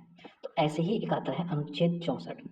अनुच्छेद 64 जो है वो कहता है कि राज्यसभा का एक उपसभापति होगा। उपसभापति मतलब जो उपसभापति के नीचे होगा। ठीक है, अनुच्छेद 76, अनुच्छेद 76 संबंधित है अटॉर्नी जनरल से, भारत के महान्यायवादी से। अब देखो भारत का महान्यायवादी कौन होता है, देखो केंद्र सरकार पर कहीं ना कहीं कुछ ना कुछ कानून लेके आती रहती है, तो केंद्र सरकार का कहीं विरोध होता है, तो केंद्र सरकार का विरोध होने के साथ साथ केंद्र सरकार पर मुकदमे भी होते रहते हैं। तो उन मुकदमों को या मैं सिंपल भाषा में कहूँ, ये केंद्र सरकार का वकील होता है। जो केंद्र सरकार को प्रोटेक्ट करने का काम करता है उसे बोलते हैं महान्यायवादी, और कानून का सबसे पहला अधिकारी भी इसी को ही माना जाता है। तो अनुच्छेद 76 किससे संबंधित है? अटॉर्नी जनरल से, महान्यायवादी से। किससे संबंधित है अटॉर्नी जनरल? महान्यायवादी से, है ना, अनुच्छेद 76। नेक्स्ट आता है अनुच्छेद 148। देखो 148 और 149 दोनों आर्टिकल कैग से संबंधित हैं। कैग मतलब, ठीक है, भारत का नियंत्रक महालेखा परीक्षक। कैग वो होती है जो देश का पैसा जो होता है वो कहाँ सही जगह लग रहा है या नहीं लग रहा है, तो उसके को बनाने एक डिपार्टमेंट बनाया केंद्र सरकार ने, कैग। देखो कैग के बारे में किसके बारे में बताया गया है? तो कैग के बारे में बताया गया 148 में। लेकिन कैग के जो कार्य हैं कि उसके क्या क्या कार्य हैं ये बताया गया 149 में। मतलब कैग के बारे में 148 में और नियंत्रक महालेखा परीक्षक के कार्यों के बारे में 149। उसके बाद 280 याद रखना है आपको। अनुच्छेद 280 संबंधित है वित्त आयोग से। किससे संबंधित है? वित्त आयोग से संबंधित है अनुच्छेद 280। आर्टिकल 280 जो है वो वित्त आयोग से संबंधित है। फिर आता है अनुच्छेद 315। आर्टिकल नंबर 315 जो है वो यूपीएससी से संबंधित है। आर्टिकल नंबर 315 किससे संबंधित है? यूपीएससी। ठीक है, किससे संबंधित है? यूपीएससी से। और अनुच्छेद 324 इलेक्शन कमीशन से संबंधित है, निर्वाचन आयोग से, जो देश में चुनाव वगैरह कराता है। तो किससे संबंधित है आपका? 324। देखो 280 वित्त आयोग से, 315 यूपीएससी से और 324 किससे संबंधित है? इलेक्शन कमीशन से। 324 इलेक्शन कमीशन से, 315 यूपीएससी से, 280 वित्त आयोग से, 148-49 कैग से, 76 भारत का महान्यायवादी होगा और 74 राज्यसभा का एक सभापति होता है। ठीक है, याद हो गए होंगे। वीडियो देख के मजा आ रहा होगा तो वीडियो को शेयर कर दो भाई। देखो, है ना, इतना काम तो तुम्हें करना ही है। अब देखो आता है 79। देखो 79 में है संसद के गठन के बारे में, कि संसद का गठन कैसे होगा। देखो संसद के दो आपके सदन होते हैं, एक होता है लोकसभा, एक होता है राज्यसभा। ठीक है, और संसद के 3 अंग होते हैं। सदन कितने होते हैं? 2। अंग कितने होते हैं? 3। तो देखो सदन कितने हैं? 2, एक लोकसभा एक राज्यसभा। अंग कितने हैं? 3। एक राष्ट्रपति हो रह जाता है लोकसभा राज्यसभा के साथ। तो याद रखोगे संसद के 3 अंग होते हैं और 2 सदन होते हैं। और किस अनुच्छेद के बारे में बताया गया है? तो 79 के बारे में बताया गया है, संसद के गठन के बारे में। अनुच्छेद 80 के बारे में, अनुच्छेद 80 में है राज्यसभा। आर्टिकल 80 में किससे संबंधित है? आर्टिकल 80 संबंधित है राज्यसभा से। अनुच्छेद 80 किससे संबंधित है? राज्यसभा से। और अनुच्छेद 81 किससे संबंधित है? तो अनुच्छेद 81 संबंधित है लोकसभा से। देखो 80 में क्या है? राज्यसभा, और 81 में क्या है? लोकसभा। याद रख लोगे, 80 में क्या है? राज्यसभा और 81 में क्या है? लोकसभा। क्या इतनी बात तुम याद रख सकते हो कि भाई अनुच्छेद 80 में आपका राज्यसभा है, अनुच्छेद 81 में लोकसभा है। अब आता है अनुच्छेद आपका 89। 89 है राज्यसभा का सभापति होगा। ठीक है, और उपसभापति के लिए मैंने कौन सा बताया था अभी? 64। अनुच्छेद 93 में लोकसभा स्पीकर की बात करी गई है। अनुच्छेद 93 किससे संबंधित है? लोकसभा स्पीकर से। अनुच्छेद 93 किससे संबंधित है? लोकसभा स्पीकर से संबंधित है। ठीक है, अनुच्छेद 100। अनुच्छेद 100 ये होता है कि जैसे सपोज मानो कोई विधायक है, कोई बिल पास हो रहा है और वहां पर वोटिंग जो है वो आपकी बराबर हो जाए, मतलब किसी मत पर बराबर का निर्णय हो। ठीक है, तब उसमें राष्ट्रपति अपना वोट डाल सकता है। तो ये किस आर्टिकल के अंतर्गत आता है? 100। 100 क्या है कि विधायक पर मत की बराबरी स्थिति में निर्णायक मत लेने का या डिसीजन लेने का अधिकार जो है वो किस आर्टिकल के अंतर्गत आता है? 100 में। अब देखो इसमें इंपॉर्टेंट कौन से हैं? इंपॉर्टेंट आता है 80। 80 में क्या है? राज्यसभा। इंपॉर्टेंट आता है 81, इसमें क्या है? लोकसभा। इंपॉर्टेंट है 100। 100 क्या है कि भाई जब वोटिंग बराबर हो जाए तो उसमें डिसीजन लेने के लिए किस कौन सा आर्टिकल है? आर्टिकल नंबर 100 है। ठीक है, याद रख लोगे। चलो आगे बढ़ते हैं। ठीक, अब देखो, अब आता है आपका संसद के की विशेष शक्तियां। अगर संसद के पास जो विशेष पावर है वो किस आर्टिकल के अंतर्गत है? तो 105 के अंतर्गत है। संसद को जो विशेष शक्तियां दी गई हैं वो किस आर्टिकल के तहत दी गई हैं? 105 के तहत दी गई हैं। ठीक है, तो 105 में क्या है? संसद के पास विशेष शक्तियां हैं। ठीक है, उसके बाद है अनुच्छेद 108। अनुच्छेद 108 क्या है? संयुक्त अधिवेशन, ज्वाइंट सेशन। देखो संयुक्त अधिवेशन क्या है आप सबको पता ही होगा। ज्वाइंट सेशन क्या है, संयुक्त अधिवेशन क्या है। देखो संसद के दो सदन होते हैं, लोकसभा और राज्यसभा। अगर इन दोनों में कोई मतभेद हो जाए, ठीक है, क्या हो जाए जी, मतभेद, ठीक है, क्या हो जाए, मतभेद, मतलब किसी कानून को लेकर इन दोनों में लड़ाई हो जाए लोकसभा राज्यसभा में, तो राष्ट्रपति क्या है, ज्वाइंट सेशन बुला लेगा, दोनों को एक साथ बुला लेगा, एक जगह हॉल में इकट्ठे हो जाओ और इस बिल पर भैया जो हाथ खड़े करो, जो राज्य हो तो राज्य वाले खड़े करो, गैर राज्य वाले, मतलब मसला सुलझा देगा, तो उसे ही बोला जाता है संयुक्त अधिवेशन। तो संयुक्त अधिवेशन जो है वो किस आर्टिकल के अंतर्गत आता है, 100 भैया आपका 8 के अंतर्गत। 108 में क्या है आपका संयुक्त अधिवेशन है, ठीक है। 110 में क्या है, धन विधेयक, ठीक है। धन विधेयक किसकी परिभाषा जो है वो किस अनुच्छेद में है, तो वो आपकी है 110 में, ठीक है। मनी बिल की डेफिनेशन किस आर्टिकल के अंतर्गत आती है, धन विधेयक में। 112 में क्या आता है, 112 में आता है बजट। 112 किससे संबंधित है, बजट से। 112 किससे संबंधित है, बजट से। 112 है बजट से ठीक है। देखो 108 संयुक्त अधिवेशन से, 110 धन विधेयक से, 112 किससे संबंधित है, बजट से। उसके बाद आता है 124। देखो 124 संबंधित है सुप्रीम कोर्ट से। सुप्रीम कोर्ट के गठन की बात किस अनुच्छेद में की गई है, 124 में। और 124 जैसे यहाँ है तो 124 का उल्टा होता है 214। क्या होता है, 214, और 214 संबंधित होता है हाई कोर्ट से। 124 सुप्रीम कोर्ट से है और 214 किससे है, हाई कोर्ट से। फिर आता है 131, और 131 है मूल अधिकार क्षेत्र से। अनुच्छेद 131 किससे संबंधित है, मूल अधिकार क्षेत्र से। अब देखो इसमें इंपॉर्टेंट कौन से हैं, इंपॉर्टेंट है 108। तो अगर मैं आपसे पूछूं कि दो सदनों को या दो बैठकें एक साथ कब बुलाई जा सकती हैं, तो क्या बोला जाता है उनको, संयुक्त अधिवेशन। और संयुक्त अधिवेशन किस अनुच्छेद में है, 108 में। इंपॉर्टेंट है 110 धन विधेयक। बजट जो है वो किस आर्टिकल के अंतर्गत आता है, 112। सुप्रीम कोर्ट किस आर्टिकल के अंतर्गत आता है, 124, ठीक है। और 214 किससे संबंधित है, तो आप झट बोल दोगे कि 214 है हाई कोर्ट से, ठीक है। तो 108 संयुक्त अधिवेशन, 110 धन विधेयक, 112 है वार्षिक वित्तीय बजट मतलब बजट, 114 है सुप्रीम कोर्ट और 214 हाई कोर्ट। इतनी चीजें आपको याद रखनी है। चलो आगे बढ़ते हैं थोड़ा सा। अब देखो आता है 153। देखो 153 की बात करें या 153 से आपका 158 तक की जब भी बात होगी, 153 से 158 तक की बात होगी तो ध्यान रखना वो राज्यपाल की बात हो रही होगी। 153 से जब भी हम 158 तक की बात करेंगे तो वो किसकी बात करेंगे, राज्यपाल की, गवर्नर की। किसकी बात करेंगे जी, राज्यपाल की, गवर्नर की। अब देखो राज्यपाल की बात करेंगे, गवर्नर की, जैसे आता है अनुच्छेद 152। देखो अनुच्छेद 152 जो है इसमें राज्यपाल का पद है। अनुच्छेद 152 में क्या है, राज्यपाल का पद है। तो अगर कोई आपसे पूछे कि राज्यपाल का पद किस अनुच्छेद में आता है, तो आप झट बोल दोगे 152 में। किस में आता है, 152 में। फिर आता है 153। देखो 153 में क्या है कि प्रत्येक राज्य का या राज्य का एक राज्यपाल होता है, या दो राज्यों का भी एक राज्यपाल हो सकता है। ये किस में बोला है, 153 में। 152 में राज्यपाल के पद के बारे में, और 153 में आपका किससे संबंधित है, एक राज्य का भी राज्यपाल होता है और दो राज्य का भी राज्यपाल होता है। या 154 में क्या है, राज्यपाल की शक्तियाँ, कि जो राज्यपाल होता है उसकी क्या क्या पावर होती हैं उसके बारे में बताया गया है।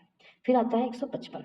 देखो 155 है राज्यपाल की नियुक्ति, कि भाई राज्यपाल को कौन अपॉइंट करता है, राज्यपाल की नियुक्ति कौन करता है। तो मैं आपको बता दूं कि भारत के राज्यपाल की नियुक्ति भारत का राष्ट्रपति करता है।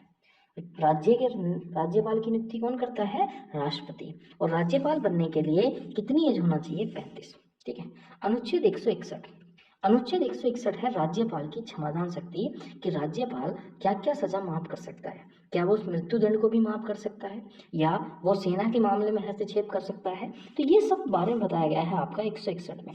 तो याद रखना 152 से 161 तक जो भी कुछ हो वो किससे संबंधित होगा, गवर्नर से, राज्यपाल से, ठीक है। अब आता है अनुच्छेद 163, और अनुच्छेद 163 में दी हुई है मंत्रिमंडल या मंत्री परिषद। 163 में क्या दी हुई है, मंत्री परिषद दी हुई है। 163 में क्या दिया गया है मेरे भाई, 163 में मंत्री परिषद दी गई है। क्या दी गई है, मंत्री परिषद। और 165 में क्या दिया गया है, महाधिवक्ता। महाधिवक्ता क्या होता है, सोलिसिटर जनरल। देखो जैसे मैंने आपको बताया था अनुच्छेद 76 और 76 में क्या बताया था, अटॉर्नी जनरल महान्यायवादी, जो केंद्र सरकार को या केंद्र सरकार का वकील होता है, जो केंद्र सरकार को प्रोटेक्ट करने का काम करता है, आर्टिकल 76। ऐसे ही स्टेट गवर्नमेंट जो होती है, स्टेट गवर्नमेंट जो होती है उसको प्रोटेक्ट करने का काम करता है महाधिवक्ता, सॉलिसिटर जनरल, मतलब राज्य का कानूनी अधिकारी, है ना। स्टेट गवर्नमेंट को प्रोटेक्ट करने का काम करता है महाधिवक्ता। और आपका अटॉर्नी जनरल क्या करता है भैया, केंद्र सरकार को प्रोटेक्ट करने का काम करता है।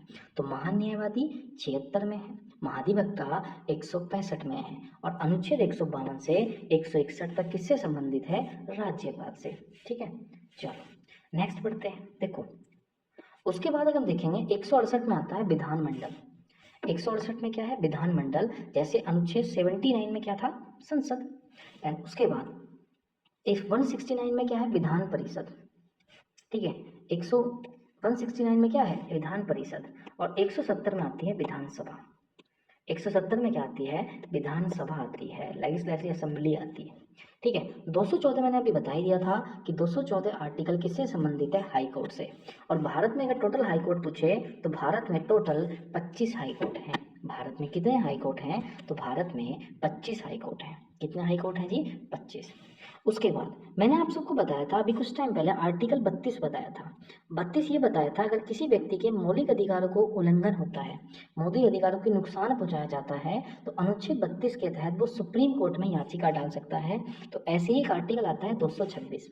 226 क्या है कि अगर आपके मौलिक अधिकारों का उल्लंघन होता है तो आप हाई कोर्ट में 226 के तहत जो है याचिका डाल सकते हो। मतलब हाई कोर्ट आपका संबंधित है किससे, 226 से, और सुप्रीम कोर्ट किससे संबंधित है, अनुच्छेद 32 से। मतलब अगर आपको हाई कोर्ट में जाना है तो 226 के अंतर्गत याचिका डालोगे, और अगर आपको सुप्रीम कोर्ट जाना है तो आप 232 के तहत याचिका डालोगे। उसके बाद आता है राज्यों का नदी विवाद। भाई किसी नदी के पानी को लेकर विवाद होता है, जैसे कृष्णा नदी विवाद, कावेरी जल विवाद। तो ये नदियों के जो पानी को लेकर विवाद है वो भारतीय संविधान के किस अनुच्छेद के अंतर्गत आता है, तो अनुच्छेद 262 के अंतर्गत आता है। किसके अंतर्गत आता है, 262 के अंतर्गत। 268 में क्या है, 267 में, 267 में आपातकालीन निधि है। क्या है, आपातकालीन निधि। अनुच्छेद 330 संबंधित है सुप्रीम कोर्ट में, सॉरी लोकसभा में SC ST के आरक्षण से। ठीक है, अनुच्छेद 330 किससे संबंधित है कि लोकसभा में SC ST को आरक्षण कैसे मिलेगा, तो ये किससे संबंधित है, अनुच्छेद 330। मतलब लोकसभा में आरक्षण से संबंधित है आपका क्या क्या आपका 330। फिर आता है 332, वो है राज्यसभा में SC ST का आरक्षण। ठीक है, 330 लोकसभा में SC ST के आरक्षण से है, और आपका 332 राज्यसभा में SC ST के आरक्षण से। अब देखो इसमें इंपोर्टेंट क्या क्या है। देखो इंपोर्टेंट है सबसे पहले 214। 214 किससे संबंधित सबसे ज़्यादा इंपोर्टेंट है, आपका 214 है हाई कोर्ट से। दूसरा इंपोर्टेंट है 226। 226 मैंने अभी बता ही दिया था। 226 अगर आपको हाई कोर्ट में रिट डालनी है, ठीक है, मौलिक अधिकार के खिलाफ, तो 226। इंपोर्टेंट है 330, लोकसभा में SC ST के लिए आरक्षण। ठीक है, अनुच्छेद 332 राज्यसभा में SC ST के लिए आरक्षण। तो ये आपकी 4 अनुच्छेद हैं जो इम्पोर्टेंट हैं। ठीक है, उसके बाद आता है अनुच्छेद 338। देखो 330 में आपका क्या था, लोकसभा में 330 किससे संबंधित था, लोकसभा में आपका SC ST के आरक्षण के लिए। 332 किससे संबंधित था, राज्यसभा में SC ST के आरक्षण के लिए। ऐसे ही आता है 338। 338 जो है वो संबंधित है SC आयोग से और ST आयोग से। 338 किससे संबंधित है, SC आयोग और ST आयोग से। 300 आपका 38 किससे संबंधित है, SC आयोग और ST आयोग से। किससे संबंधित है, SC आयोग और ST आयोग से संबंधित है 338। ठीक है, अनुच्छेद 338B, अनुच्छेद 338B संबंधित है पिछड़ा वर्ग से। किससे संबंधित है, OBC से। देखो 338 में SC आयोग ST आयोग, 338B में OBC आयोग है, और 330 में लोकसभा के लिए आपका SC ST के में आरक्षण, 332 में राज्यसभा में SC ST के लिए आरक्षण। अब आता है 343, मोस्ट इंपॉर्टेंट है और बहुत ज़्यादा इंपॉर्टेंट है। 343 और 300 के बाद 243, 100 माइनस करेंगे। देखो 343 में भारत की राजभाषा की बात करी गई है। सबसे पहली चीज़ तो ध्यान रख लो कि भारत की कोई भी राष्ट्रभाषा नहीं है, भारत की कोई भी नेशनल लैंग्वेज नहीं है, ये बात आपको ध्यान रखनी है। जैसे आपके दिमाग में होगा कि भारत की राष्ट्रभाषा जो है वो हिंदी है, नहीं, भारत की कोई भी नेशनल लैंग्वेज नहीं है, तो भारत की राष्ट्रभाषा की चर्चा नहीं है इसमें, तो भारत की राजभाषा की चर्चा है 343 अनुच्छेद में। और भारत की राजभाषा क्या होती है? राजभाषा कि जिसमें कामकाज होते हैं, सरकार के कामकाज इस लैंग्वेज में होते हैं, उसे बोलते हैं राजभाषा। ठीक है, तो भारत की राजभाषा है हिंदी और अंग्रेजी। ठीक है, उसके बाद 343 में से 100 माइनस करा 243, और 243 किससे संबंधित है? ग्राम पंचायत से। 343 में भारत की राजभाषा से है, 243 जो है वो ग्राम पंचायत से संबंधित है, याद रख लोगे। ठीक है, एक बार मैं दोहरा देता हूँ कि अगर कोई आपसे पूछे कि भैया 330 में क्या है, तो 330 में आप झट बोलोगे कि जी 330 में जो है सुप्रीम कोर्ट के मतलब लोकसभा में SC ST के लिए क्या है? आरक्षण है। 330 में क्या है? लोकसभा में SC ST के लिए आरक्षण। 332 पूछे तो राज्यसभा में SC ST के लिए आरक्षण। ठीक है, अगर कोई तुमसे 338 पूछे तो बताओगे कि 338 में SC आयोग है और आपका ST आयोग है। ठीक है, SC आयोग है और आपका ST आयोग है। ठीक, 338B में क्या है? OBC आयोग है। 343 में क्या है? भारत की राजभाषा है। 243 में क्या है? ग्राम पंचायत है, और है ना, ये बात ध्यान रखनी है। चलो आगे बढ़ते हैं। ठीक है, इतनी बातें तो हमने देख ली। अब देखो हम बात करेंगे आपातकाल के बारे में, इमरजेंसी के बारे में। इमरजेंसी क्या होती है? जब देश में कोई विपदा आती है तो देश में लगती है इमरजेंसी, और देश में 3 ही प्रकार की इमरजेंसी है। भारत में कितने आपातकाल हैं? 3। कितने प्रकार के आपातकाल हैं जी? 3 प्रकार के। एक होता है राष्ट्रीय आपातकाल। राष्ट्रीय आपातकाल भैया जब पूरे देश में कोई आपातकाल, कोई इमरजेंसी लगती है तो उसे बोलते हैं राष्ट्रीय आपातकाल। एक होता है राष्ट्रपति शासन। राष्ट्रपति शासन जब लगता है जब कोई भी राज्य संसद के या संविधान के हिसाब से कोई काम नहीं करता तो वहां लगाया जाता है राष्ट्रपति शासन। एक होता है वित्तीय आपातकाल। वित्तीय आपातकाल तब लगता है जब किसी भी देश के पास खाने के लिए पैसे ना हो, तब कौन सी इमरजेंसी, कौन सा आपातकाल लगता है? वित्तीय आपातकाल। अब देखो राष्ट्रीय आपातकाल जो है वो अनुच्छेद 352 के अंतर्गत है। अनुच्छेद 352 में क्या है? राष्ट्रीय आपातकाल। अनुच्छेद 352 में क्या है? राष्ट्रीय आपातकाल। फिर आता है अनुच्छेद 356। अनुच्छेद 356 में क्या है? राष्ट्रपति शासन है। अनुच्छेद 356 में राष्ट्रपति शासन है। और अनुच्छेद 360 में क्या है? आपका वित्तीय आपातकाल है। मतलब आर्टिकल 352 राष्ट्रीय आपातकाल से संबंधित है, आर्टिकल 356 आपका राष्ट्रपति शासन से संबंधित है, और आर्टिकल 360 वित्तीय आपातकाल से संबंधित है। और मोस्ट इंपोर्टेंट ये चारों आर्टिकल हैं, ध्यान रखना। 368 में क्या है? संविधान संशोधन, कि अगर हमें कॉन्स्टिट्यूशन में कुछ सुधार करना है तो ये बात किस संशोधन में, किस अनुच्छेद में की गई है? तो 368 में की गई है। किस में की गई है? अनुच्छेद 368 में की गई है। तो देखो 352 में क्या है? राष्ट्रीय आपातकाल, 356 में राष्ट्रपति शासन, 360 में वित्तीय आपातकाल, और 368 में क्या है? कॉन्स्टिट्यूशन, ठीक है, अमेंडमेंट, संविधान संशोधन। और ये तीनों इंपोर्टेंट है। 352 पूछ लो तो झट बताओगे नेशनल इमरजेंसी, 356 पूछ लो झट बताओगे राष्ट्रपति शासन, 360 पूछ लूँ तो वित्तीय आपातकाल, और 368 पूछूं तो संविधान संशोधन। ठीक है, ये चारों आर्टिकल बहुत ज़्यादा इंपॉर्टेंट है, इसलिए इन्हें याद रखना बहुत जरूरी है। ठीक है, अब देखो कुछ बढ़ते हैं आगे। ठीक है, अब कुछ जो इम्पोर्टेंट आर्टिकल रह गए उनके बारे में हम बात करेंगे। जैसे सबसे पहला आर्टिकल आता है 172। 172 क्या कहता है कि 172 के अनुसार किसी राज्य की जो विधान परिषद होगी वो भंग नहीं होगी। एग्जाम में क्वेश्चन आया, CGL के एग्जाम में SSC ने पूछा था कि ऐसा कौन सा अनुच्छेद है जिसके तहत राज्य की विधान परिषद भंग नहीं हो सकती, तो आप झट बोल दोगे अनुच्छेद 172। अनुच्छेद 172 के तहत राज्य की विधान परिषद कभी भी भंग नहीं हो सकती। उसके बाद आता है नेक्स्ट, अगला क्वेश्चन आया कि सुप्रीम कोर्ट द्वारा कोई भी कानून जो है, सुप्रीम कोर्ट ने कोई भी कानून बना दिया या सुप्रीम कोर्ट ने कोई भी डिसीजन ले लिया, वह भारत के क्षेत्र के अंदर, भारत का जो एरिया है उस सभी क्षेत्र के अंतर्गत जो है सभी अदालतों द्वारा माना जाएगा। किस अनुच्छेद में कहा गया है? तो अनुच्छेद 141। मतलब अनुच्छेद 141 ये कहता है कि अगर सुप्रीम कोर्ट ने कोई नियम बना दिया, कोई कानून बना दिया, तो भारत की सभी अदालतें उसे बाध्यकारी करेंगी, उसे मानेंगी। ये किस आर्टिकल के तहत बोला गया है? 141 के तहत। किसके तहत? 141 के तहत। 141 ये कहता है कि अगर सुप्रीम कोर्ट ने कोई डिसीजन दे दिया तो वो दे दिया है, ठीक है, मतलब वो बाध्यकारी नहीं है, सबके लिए बाध्यकारी है, ठीक है, किसी के लिए बाध्यकारी नहीं है, सबके लिए ही है। तो 172 में क्या था कि राज्य की विधान परिषद भंग नहीं हो सकती।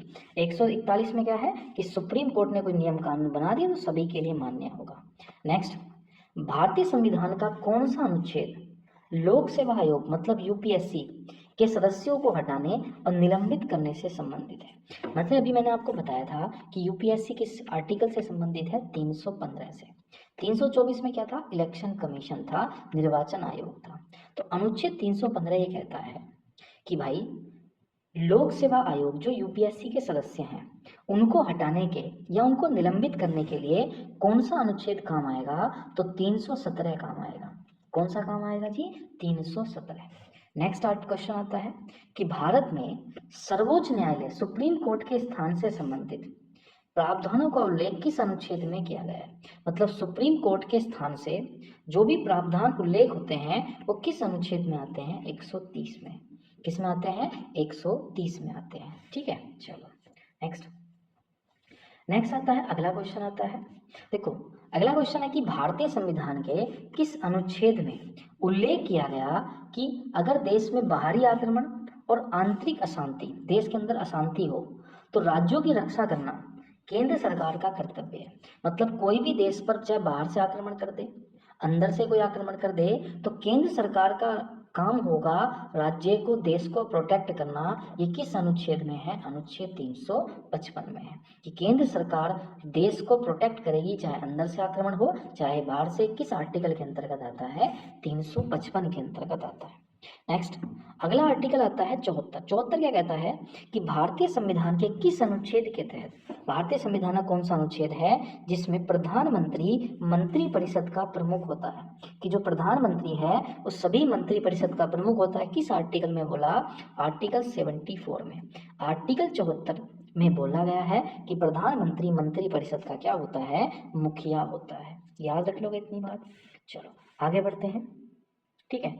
और लास्ट है अब ये वाला, भारतीय संसद के पास भारतीय संविधान के किस अनुच्छेद के माध्यम से, मतलब संसद के पास जो है वो कॉन्स्टिट्यूशन के किस आर्टिकल के माध्यम से व्यापार वाणिज्य का समागम करने की शक्ति है? मतलब संसद के पास जो है वो किस आर्टिकल के तहत जो है वो व्यापार का, वाणिज्य का क्या कर सकती है? समागम। तो ये आर्टिकल आता है 302। कौन सा आर्टिकल आता है? 302। तो देखो इसी के साथ ये वीडियो हो जाती है पूरी। मतलब इसमें हमने जितने भी इम्पोर्टेंट आर्टिकल थे वो सारे के सारे कर लिए हैं। और इसी के साथ मैं शुभम आपसे लेता हूँ विदा। मिलेंगे नेक्स्ट वीडियो में नेक्स्ट कंटेंट के साथ, बढ़िया कंटेंट के साथ मिलेंगे। वीडियो अच्छी लगी हो तो थोड़ा सा प्यार हमें देना है, वीडियो को लाइक करना है, शेयर करना है और वीडियो को बहुत ज़्यादा आपको फैलाना है। और अगर चैनल को सब्सक्राइब नहीं किया तो प्लीज़ हमारे चैनल को सब्सक्राइब कीजिए और प्लीज़ है ना बेल आइकन का बटन दबाइए, जिससे कि आने वाले लेटेस्ट वीडियो आपको सबसे पहले मिलते हैं नेक्स्ट वीडियो। तब तक के लिए जय हिंद, जय भारत मेरे दोस्तों। Hello everyone, welcome to CPC academy. तो सीपीसी एकेडमी के प्लेटफॉर्म पर आपका हार्दिक स्वागत है। आज का जो हमारा टॉपिक है, आज हम बात करने वाले हैं कॉन्स्टिट्यूशन अमेंडमेंट के बारे में, ठीक है, और जिसे हिंदी में बोलते हैं संविधान संशोधन। तो आज का जो हमारा टॉपिक है बहुत ज़्यादा इंपॉर्टेंट है, क्योंकि कॉन्स्टिट्यूशन अमेंडमेंट से, संविधान संशोधन से एग्जाम में, गवर्नमेंट एग्जाम के, चाहे एसएससी हो, यूपीएससी हो, ठीक है, या आपका स्टेट का कोई भी एग्जाम हो, सब में से क्वेश्चन आता है। तो अगर आपने आज की वीडियो देख ली तो आपका एक क्वेश्चन जो पॉलिटी से आता है और यूपीएसआई में जो फिक्स होता है वो सारे के सारे कवर आपके हो जाएंगे, ठीक है। और ये लक्ष्मीकांत को हमने मानकर जितने भी कॉन्स्टिट्यूशन अमेंडमेंट हैं वो सारे को हमने लिखा है और सारे को बहुत अच्छे तरीके से हम समझेंगे, ठीक है। सबसे पहले चीज़ आती है कि अमेंडमेंट क्या होता है, कॉन्स्टिट्यूशन अमेंडमेंट क्या होता है। देखो कॉन्स्टिट्यूशन अमेंडमेंट की बात करूं तो हमारा जो कॉन्स्टिट्यूशन अमेंडमेंट है या कॉन्स्टिट्यूशन है, हमारा संविधान जो है वो लागू हुआ था 26 जनवरी 1950 को। हमारा संविधान कब लागू हुआ? 26 जनवरी 1950 को। और उस संविधान में 395 आर्टिकल थे। कितने आर्टिकल थे? 395 आर्टिकल थे, 22 भाग थे और आपकी 8 अनुसूचियां थी। उसके बाद जब भी हमने कुछ जो है इसमें कुछ जोड़ा है या हमने कुछ सुधार करा है, ठीक है, उसे ही बोला जाता है आपका संविधान संशोधन। मतलब जो उस समय आर्टिकल थे, जो उस समय भाग थे, जो उस समय अनुसूचियां थी, उन सब में जो हमने सुधार किया, उन सब में कुछ नया हमने जोड़ा, उस चीज को ही क्या बोला जाता है? उस चीज को ही संविधान संशोधन कहा जाता है, कॉन्स्टिट्यूशन अमेंडमेंट कहा जाता है। क्या कहा जाता है? संविधान संशोधन कहा जाता है, कॉन्स्टिट्यूशन अमेंडमेंट कहा जाता है, ठीक है। और इसी संविधान संशोधन के बारे में आज हम डिटेल में जानने वाले हैं। तो स्टार्ट करते हैं आपके संशोधन के बारे में। तो सबसे पहले कॉन्स्टिट्यूशन अमेंडमेंट की बात हम करेंगे। तो सबसे पहले हम कॉन्स्टिट्यूशन अमेंडमेंट पढ़ेंगे, पहला संविधान संशोधन। देखो पहला संविधान संशोधन क्या है? तो वो संबंधित है भूमि सुधार से, लैंड रिफॉर्म से संबंधित है। किससे संबंधित है? लैंड रिफॉर्म से संबंधित है, भूमि सुधार से संबंधित है। और पहला संविधान संशोधन भारत में कब आया? तो 1951 में आया। देखो अगर हम बात करेंगे भारतीय संविधान में, तो भारतीय संविधान में कितनी अनुसूचियां हैं? तो 8 अनुसूचियां थी। कितनी अनुसूचियां थी? कितनी शेड्यूल थी? तो 8 अनुसूचियां थी। अब हुआ क्या, पहले एक कानून था जिसे बोलते थे राइट टू प्रॉपर्टी, है ना। क्या कानून था? Right to property. Right to property मतलब संपत्ति का आधार। राइट टू प्रॉपर्टी संपत्ति का आधार। संपत्ति का आधार जो था ये मौलिक अधिकार में था, फंडामेंटल राइट्स में था। और मौलिक अधिकार ऐसे अधिकार होते हैं कि आपके उन अधिकारों को कोई भी नहीं छीन सकता। अगर कोई छीनता है तो आप सुप्रीम कोर्ट में जा सकते हो या हाई कोर्ट में जा सकते हो, है ना। अब जो संपत्ति थी वो मौलिक अधिकार में थी। और उस समय जो भारत में देखोगे आप 1950-51 के समथिंग, संपत्ति जो थी या तो राजा महाराजाओं के पास थी या जमींदारों के पास थी। अगर गवर्नमेंट जो है आपका कहीं पर कोई फैक्ट्री लगाने जाती तो उस जमीन का या तो जमींदार या राजा आ जाता और वो लगने नहीं देता। तो सरकार ने आपका पहला संविधान संशोधन लेके आई जिसे बोलते हैं लैंड रिफॉर्म। तो अगर कोई आपसे पूछे कि भारत का पहला संविधान संशोधन किससे संबंधित है, तो भूमि सुधार से संबंधित है। किससे संबंधित है? भूमि सुधार से संबंधित है, लैंड रिफॉर्म से संबंधित है। और इस भूमि सुधार को हमने संविधान की 9वीं अनुसूची में जोड़ा है। किसमें जोड़ा है? 9वीं अनुसूची में, 9वीं शेड्यूल में जोड़ा है। तो अगर कोई आपसे पूछे कि बताओ 9वीं अनुसूची किससे संबंधित है, तो भूमि सुधार से। और भूमि सुधार किस संविधान संशोधन के तहत आया? तो 1951 के संविधान संशोधन के तहत आपका आया है। इतनी बात आप समझ गए होंगे पहले संविधान संशोधन से, ठीक। उसके बाद देखो अगला आता है 7वां संविधान संशोधन। 7वां संविधान संशोधन, 7वां कॉन्स्टिट्यूशन अमेंडमेंट। तो 7वां संविधान संशोधन की अगर मैं बात करूं तो 7वां संविधान संशोधन आया था 1956 में। कब आया था? 1956 में। अब देखो 1956 में आपको याद रहेगा कि 1956 में भाषा के आधार पर भारत का पहला राज्य बना था जिसका नाम था आंध्र प्रदेश, ठीक है। 1956 में नहीं बना ये बना था 1953 में। भाषा के आधार पर भारत का पहला राज्य कौन सा बना? आंध्र प्रदेश। लेकिन 1956 में ही भारत में पहली बार 14 राज्य बने थे और आपका केंद्र शासित प्रदेश बने थे, ठीक है।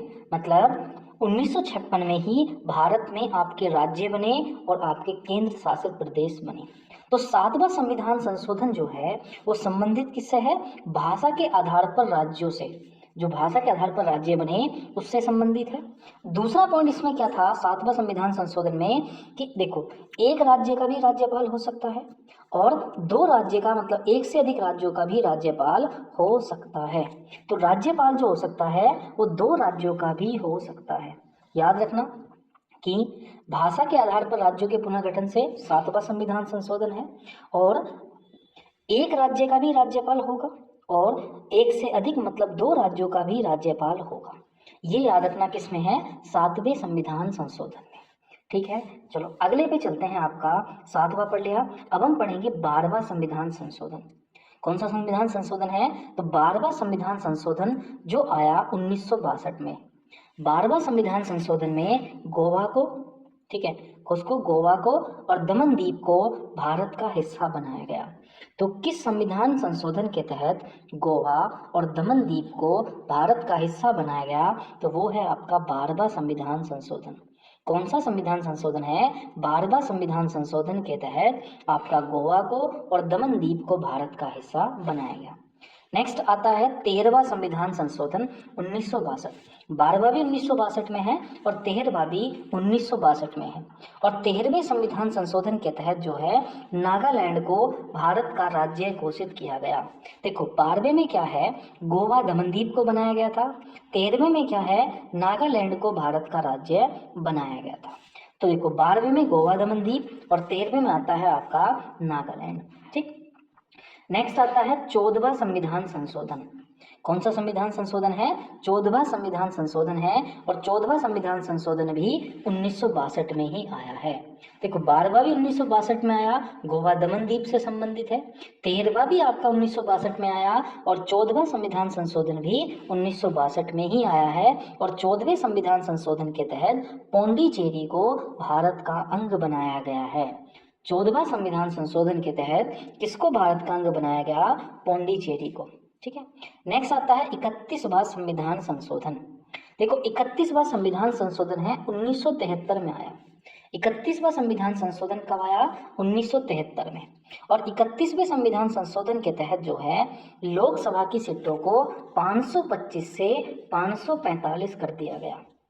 लोकसभा की सीटें 525 से कितनी कर दी? 545 कर दी। किस संविधान संशोधन के तहत है? 31वें संविधान संशोधन के तहत। कौन सा संविधान संशोधन है? 31वां, है ना।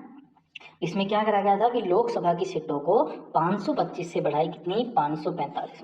वर्तमान में अगर आपसे पूछे कि लोकसभा में कितनी सीटें हैं, तो देखो लोकसभा में वर्तमान में आपका 550 सीटें हैं। कितनी सीटें हैं लोकसभा में? तो लोकसभा में इस समय 550 सीटें हैं। और सबसे ज़्यादा सीटें हैं किस स्टेट की हैं? तो सबसे ज़्यादा लोकसभा की सीटें यूपी की हैं।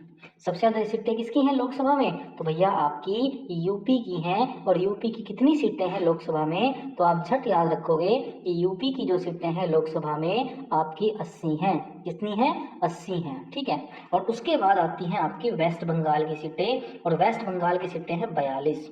कितनी सीटें हैं? 42। ठीक, चलो नेक्स्ट चलते हैं आगे। तो 14 पढ़ लिया, 12 पढ़ लिया हमने। ठीक है, उसके बाद देखेंगे हम नेक्स्ट वाला। तो नेक्स्ट आता है आपका 36वां संविधान संशोधन। देखो 36वें संविधान संशोधन को बताने से पहले देखो सबसे पहले आपको ध्यान रखनी है, एक राज्य ध्यान रखना है, सिक्किम। क्या रखना है? सिक्किम। देखो सिक्किम जो था पहले भारत का हिस्सा नहीं था। सिक्किम पहले एक देश हुआ करता था। सिक्किम जो है पहले एक देश था। अब हुआ क्या, हमने देखा कि जो तिब्बत है ये वाला, तिब्बत पे कब्जा कर लेता है आपका चीन। और जैसे ही तिब्बत पर कब्जा किया चीन ने, तो सिक्किम को लगा कि ये हम पर भी कब्जा कर लेगा।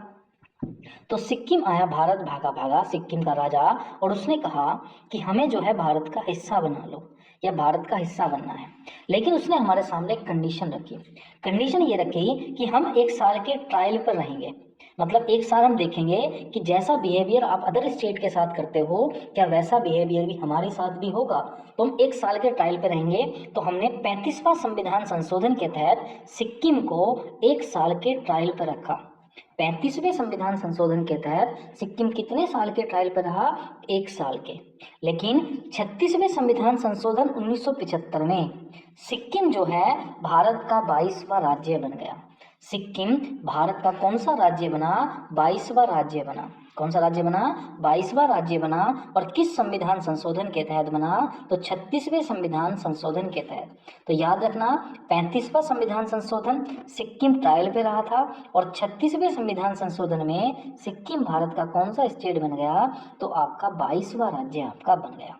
ठीक है, तो 35वां संविधान संशोधन और 36वां संविधान संशोधन किससे संबंधित है? तो सिक्किम से संबंधित है। किससे संबंधित है? सिक्किम से। नेक्स्ट आता है 39वां संविधान संशोधन 1975। कौन सा आता है? 39वां संविधान संशोधन 1975। अब देखो क्या है 39वां संविधान संशोधन कहता है कि राष्ट्रपति, उपराष्ट्रपति, लोकसभा अध्यक्ष और प्रधानमंत्री के निर्वाचन में, इलेक्शन में चुनौती नहीं दी जा सकती। देखो 39वां संविधान संशोधन ये कहता है कि राष्ट्रपति का चुनाव हो, उपराष्ट्रपति का चुनाव हो, लोकसभा का चुनाव हो या प्रधानमंत्री का चुनाव हो, उसके चुनाव में क्या नहीं दी जा सकती, आपकी चुनौती नहीं दी जा सकती है। ये कहता है आपका 39वां संविधान संशोधन। क्या कहता है आपका 39वां संविधान संशोधन कि राष्ट्रपति, उपराष्ट्रपति, लोकसभा स्पीकर और प्रधानमंत्री के निर्वाचन में कोई भी चुनौती नहीं दी जा सकती। ठीक है, तो 36, 35, 36 पढ़ लिया, फिर हमने पढ़ लिया 39।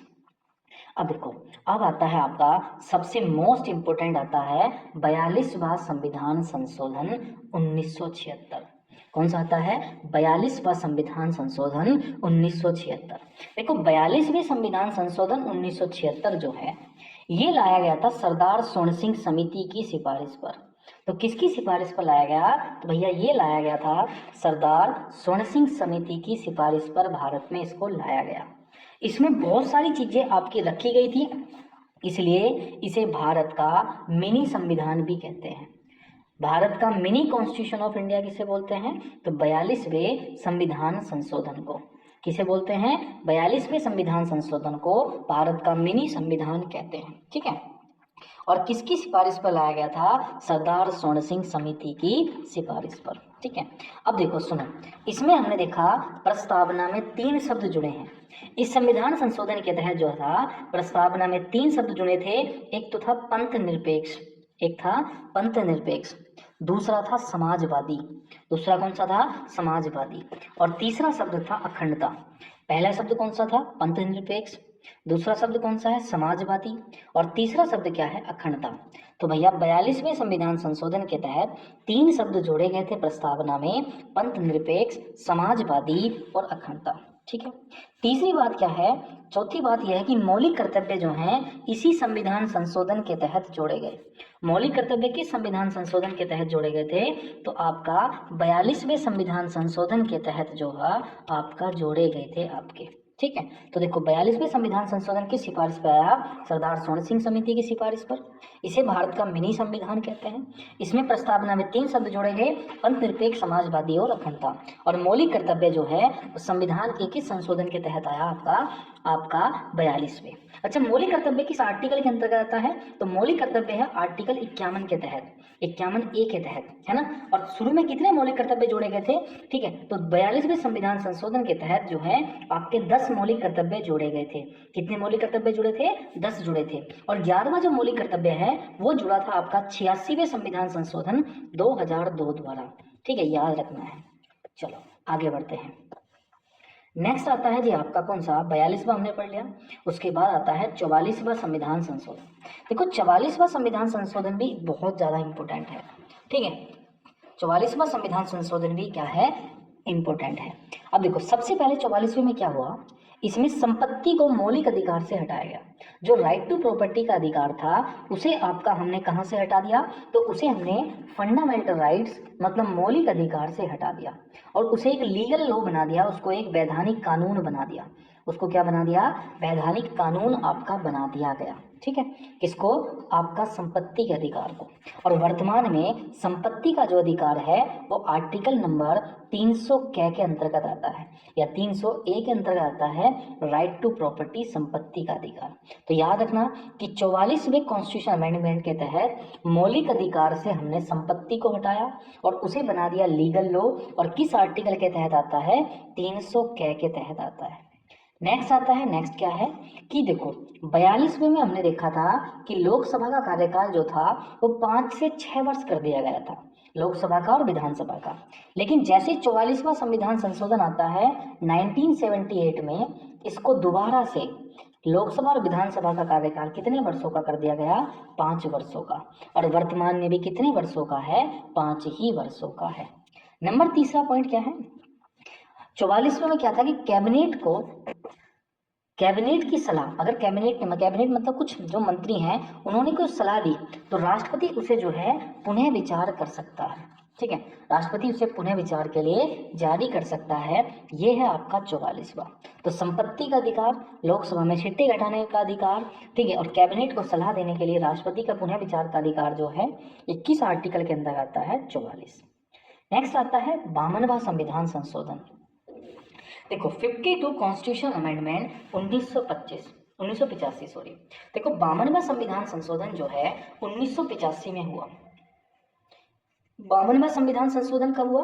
1985 में। और 52वां संविधान संशोधन है दल बदल से संबंधित है।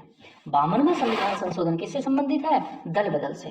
देखो दल बदल क्या है, जैसे हम जानते हैं भारत में पहली बार इलेक्शन हुए थे 1951-52 में, ठीक है। और 1951 से 52 से लेकर जो है आपका 1981 तक देश में एक ही पार्टी थी जिसका नाम था कांग्रेस। जिसका नाम क्या था? कांग्रेस था। अब देखो होता यह है कि जब एक ही पार्टी थी जिसका नाम कांग्रेस था, ठीक है, भारत में पहली बार जो है दूसरी पार्टी है जिसका नाम था जनता दल। क्या नाम था जी? जनता दल था। जनता दल वही से दल है जिससे आपकी बीजेपी निकली है, ठीक है, जिससे से आपकी बीएसपी निकली है, जिससे पे ममता बनर्जी की तृणमूल कांग्रेस निकली है और जिससे आपकी सपा निकली है। तो इन सब पार्टियों का संयुक्त रूप क्या था? जनता दल था। और भारत के पहले गैर कांग्रेसी जो प्रधानमंत्री बने थे उसका नाम था मोरारजी देसाई। क्या नाम था जी? मोरारजी देसाई। मोरारजी देसाई, ठीक है, भारत के पहले गैर कांग्रेसी प्रधानमंत्री। अब देखो हुआ क्या, अब जैसे सिंपल सी भाषा में समझा दूं मैं इसको, तो देखो जैसे दो पार्टी हैं, एक सपोज मानो कांग्रेस होगी, एक मान लो बीजेपी होगी, ठीक है। अब हुआ ये कि एक व्यक्ति था, एक कैंडिडेट था कांग्रेस का जिसका नाम था ए। अब उसने क्या हुआ, वो लोकसभा के इलेक्शन में खड़ा हुआ और लोकसभा के इलेक्शन में आपका उसने हो गया जी, जीत गया। अब जीत गया तो सपोज मानो लोकसभा में सीटें कितनी थी? 550। कितनी सीटें थी? 550। और 550 में से हमने देखा कि दोनों को बराबर बराबर पार्टी मिल गई सीटें, सपोज मान लेते हैं, ठीक है भैया। इसको भी आपका 275 275, ठीक है। अब इसका जी करा कि इसने क्या करा कि कांग्रेस की जगह ये किधर पहुंच गया जी? बीजेपी में। ये कौन सी सीट में पहुंच गया? बीजेपी। अब देखो बीजेपी में पहुंचा, जब जो दोनों तरफ वोट बराबर थे तो भैया ये कहाँ पहुंच गया? बीजेपी में। तो अब जीत किसकी सरकार बनेगी? तो ये सरकार बनेगी बीजेपी की। तो इसी सबको रोकने के लिए एक कानून लाया गया जिसे बोलते हैं दल बदल कानून। किसे बोलते हैं? दल बदल कानून। अगर कोई जीता हुआ व्यक्ति पार्टी चेंज करता है, अगर कोई जीता हुआ व्यक्ति पार्टी चेंज करता है तो जहां से वो जीता है, ठीक है, उसकी वहां की सीट क्या कर दी जाएगी? निरस्त कर दी जाएगी। क्या कर दी जाएगी? निरस्त कर दी जाएगी। मतलब वहां दोबारा से क्या होंगे जी? इलेक्शन होंगे। वहां क्या होंगे? इलेक्शन होंगे। इसी चीज को बोलते हैं दल बदल कानून। हमेशा ध्यान रखना कि जो दल बदल कानून होगा वो जीते हुए व्यक्ति पर ही लगता है। दल बदल कानून किस पे लगता है? जीते हुए व्यक्ति पर। क्योंकि अगर कोई व्यक्ति हार गया तो उस पर चाहे वो पार्टी चेंज करे या ना करे, है ना, इस चीज को आपको ध्यान में रखना है, ठीक। तो 52वां संविधान संशोधन किससे संबंधित है? दल बदल से। अब देखो जो दल बदल कानून है ये भारतीय संविधान की किस अनुसूची में आता है? तो 10वीं अनुसूची में आता है। किसवीं अनुसूची में आता है जी? आपका 10वीं अनुसूची के अंतर्गत आपका आता है। याद रख लोगे। चलो आगे बढ़ते हैं। आपका 52वां संविधान संशोधन हो गया। नेक्स्ट आता है 61वां संविधान संशोधन 1989। कौन सा आता है? 61वां संविधान संशोधन 1989। देखो 61 कॉन्स्टिट्यूशन अमेंडमेंट 1989। देखो 61वें संविधान संशोधन के तहत वोट डालने की जो उम्र है वो 21 वर्ष से घटाकर क्या कर दी गई? 18 वर्ष कर दी गई। 61वें संविधान संशोधन के तहत जो था, जो वोट डालने की उम्र पहले 21 वर्ष थी उसे घटाकर कितना कर दिया गया? 18 वर्ष कर दिया गया। तो ध्यान रखना कि वोट डालने की उम्र 21 से 18 कर दी गई किस संविधान संशोधन के तहत? तो झट आंसर दोगे 61वां संविधान संशोधन के तहत जो 1989 में आया। देखो अगर कोई आपसे पूछे कि वोट देने का जो अधिकार है वो कैसा अधिकार है? मौलिक अधिकार है कि राज्य का नीति तत्व है कि आपका राजनीतिक अधिकार है? तो वोट डालने का जो अधिकार है वो राजनीतिक अधिकार है। कौन सा अधिकार है? राजनीतिक अधिकार है। याद रख लोगे कि वोट डालने का जो अधिकार है वो राजनीतिक अधिकार है, ठीक। चलो आगे बढ़ते हैं। अब बात करेंगे अगले संविधान संशोधन की। देखो दो संविधान संशोधन हैं, एक है 69वां संविधान संशोधन 1991, एक है 70वां संविधान संशोधन 1992। देखो सबसे पहले 69 कॉन्स्टिट्यूशन अमेंडमेंट, नेक्स्ट है 70वां कॉन्स्टिट्यूशन अमेंडमेंट। देखो सबसे पहले 69 कॉन्स्टिट्यूशन अमेंडमेंट 1991। देखो 69वां संविधान संशोधन ये कहता है कि दिल्ली का नाम क्या रखा गया? क्या रखा गया? राष्ट्रीय राजधानी क्षेत्र। दिल्ली का नाम क्या कर दिया गया, 69वें संविधान संशोधन में एनसीआर कर दिया गया। क्या कर दिया गया, एनसीआर कर दिया गया, राष्ट्रीय राजधानी क्षेत्र कर दिया गया।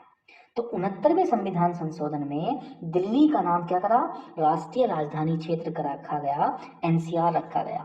तथा 69वें संविधान संशोधन के तहत ही दिल्ली में क्या स्थापित की गई, विधानसभा स्थापित की गई। क्या स्थापित की गई है, दिल्ली में विधानसभा की स्थापना आपकी की गई है। क्या की गई है, विधानसभा की स्थापना की गई है। अब देखो दिल्ली की बात आई है कि दिल्ली का नाम एनसीआर रखा गया तथा विधानसभा बनी। अगर मैं दिल्ली की विधानसभा की बात करूं, ठीक है, तो विधानसभा की बात करूं तो विधानसभा में 70 सीट आती है। दिल्ली की विधानसभा में कितनी सीटें हैं, तो भैया आपकी 70 सीटें हैं, जिसमें से 7 सीट आपकी लोकसभा वालों की हैं और 3 सीट जो है राज्यसभा की हैं। 3 सीट किसकी हैं, राज्यसभा की हैं। ठीक है, अब देखो 70वें संविधान संशोधन में देखो हमारे पास दिल्ली में विधानसभा सीटें तो थी, तो 70वां जो संविधान संशोधन है उसमें दिल्ली की विधानसभा में एक तो दिल्ली की विधानसभा को और पौंडीचेरी की विधानसभा को राष्ट्रपति के चुनाव में शामिल कर भाग लेने की जिम्मेदारी है। मतलब 70वें संविधान संशोधन के तहत दिल्ली की विधानसभा और पौंडीचेरी की विधानसभा जो है राष्ट्रपति के चुनाव में शामिल हो सकती है। ठीक है, तो 69वें में क्या हुआ, इसका नाम चेंज हुआ, एनसीआर रखा गया, यहाँ पर विधानसभा बनी। 70वें कॉन्स्टिट्यूशन अमेंडमेंट के तहत क्या हुआ कि दिल्ली को और पौंडीचेरी को राष्ट्रपति के चुनाव में भाग लेने का अधिकार मिला। देखो अब मैं तुम्हें एक चीज बात बताऊं, राष्ट्रपति की बात करें, देश का सबसे बड़ा ऊंचा पद या सबसे बड़ा पद या भारत का पहला नागरिक कौन होता है, तो भारत का राष्ट्रपति होता है। देखो राष्ट्रपति के चुनाव में ध्यान रखना, सभी राज्यों की विधानसभा भाग लेती है, सभी राज्यों की विधानसभा भाग लेती है। ठीक है, ये बात आपको ध्यान रखनी है। और सभी राज्य कितने, 28 राज्य हैं और आपके 8 केंद्र शासित प्रदेश हैं। तो 28 राज्य तो लेते हैं, लेकिन आपका केंद्र शासित प्रदेश कौन से हैं, तो एक दिल्ली भाग लेता है 8 में से और एक लेती है पौंडीचेरी। जम्मू कश्मीर भी भाग लेता है, तो लेकिन वहां पर इलेक्शन अभी हुए हैं, तो वहां पर इस बार वो राष्ट्रपति के चुनाव में भाग लेगा, अभी तक उसने नहीं लिए हैं। चलो आगे बढ़ते हैं। आपका देखो 70 हमने कर लिया, अब आता है 71वां संविधान संशोधन। देखो 71वां संविधान संशोधन क्या है, देखो भारतीय संविधान की एक अनुसूची है, अनुसूची नंबर 8। कौन सी अनुसूची है, अनुसूची नंबर 8 है। और अनुसूची नंबर 8 किससे संबंधित है, भाषा से। और उसमें भारत में कितनी भाषा रजिस्टर्ड है, तो 22 भाषा रजिस्टर्ड है। भारतीय संविधान में कितनी भाषा रजिस्टर्ड है, तो 22 भाषा रजिस्टर्ड है। तो 71वां संविधान संशोधन जो है वो संबंधित है 8वीं अनुसूची के तहत 3 भाषाएं जोड़ी गई थी, एक तो कोंकणी जोड़ी गई थी, मणिपुरी जोड़ी गई थी और नेपाली जोड़ी गई थी। तो 71वें संविधान संशोधन के तहत कोंकणी, मणिपुरी और नेपाली भाषा को जोड़ा गया है। 71वें संविधान संशोधन के तहत किसको जोड़ा गया, कोंकणी को, मणिपुरी को और नेपाली को। नेक्स्ट आता है 73वां संविधान संशोधन 1992। कौन सा आया, 73वां संविधान संशोधन 1992।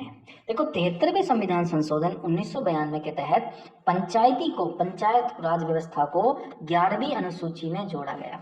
वर्तमान में 12 अनुसूचियां हैं, जिसमें 11वीं अनुसूची में किससे संबंधित है, पंचायत को संबंधित है। और पंचायत संविधान संशोधन किससे संबंधित है, आपका 73वें संविधान से संबंधित है, 73वें संविधान संशोधन से। नेक्स्ट आता है जी आपका 74वां संविधान संशोधन 1993। कौन सा आता है, देखो 74वां संविधान संशोधन।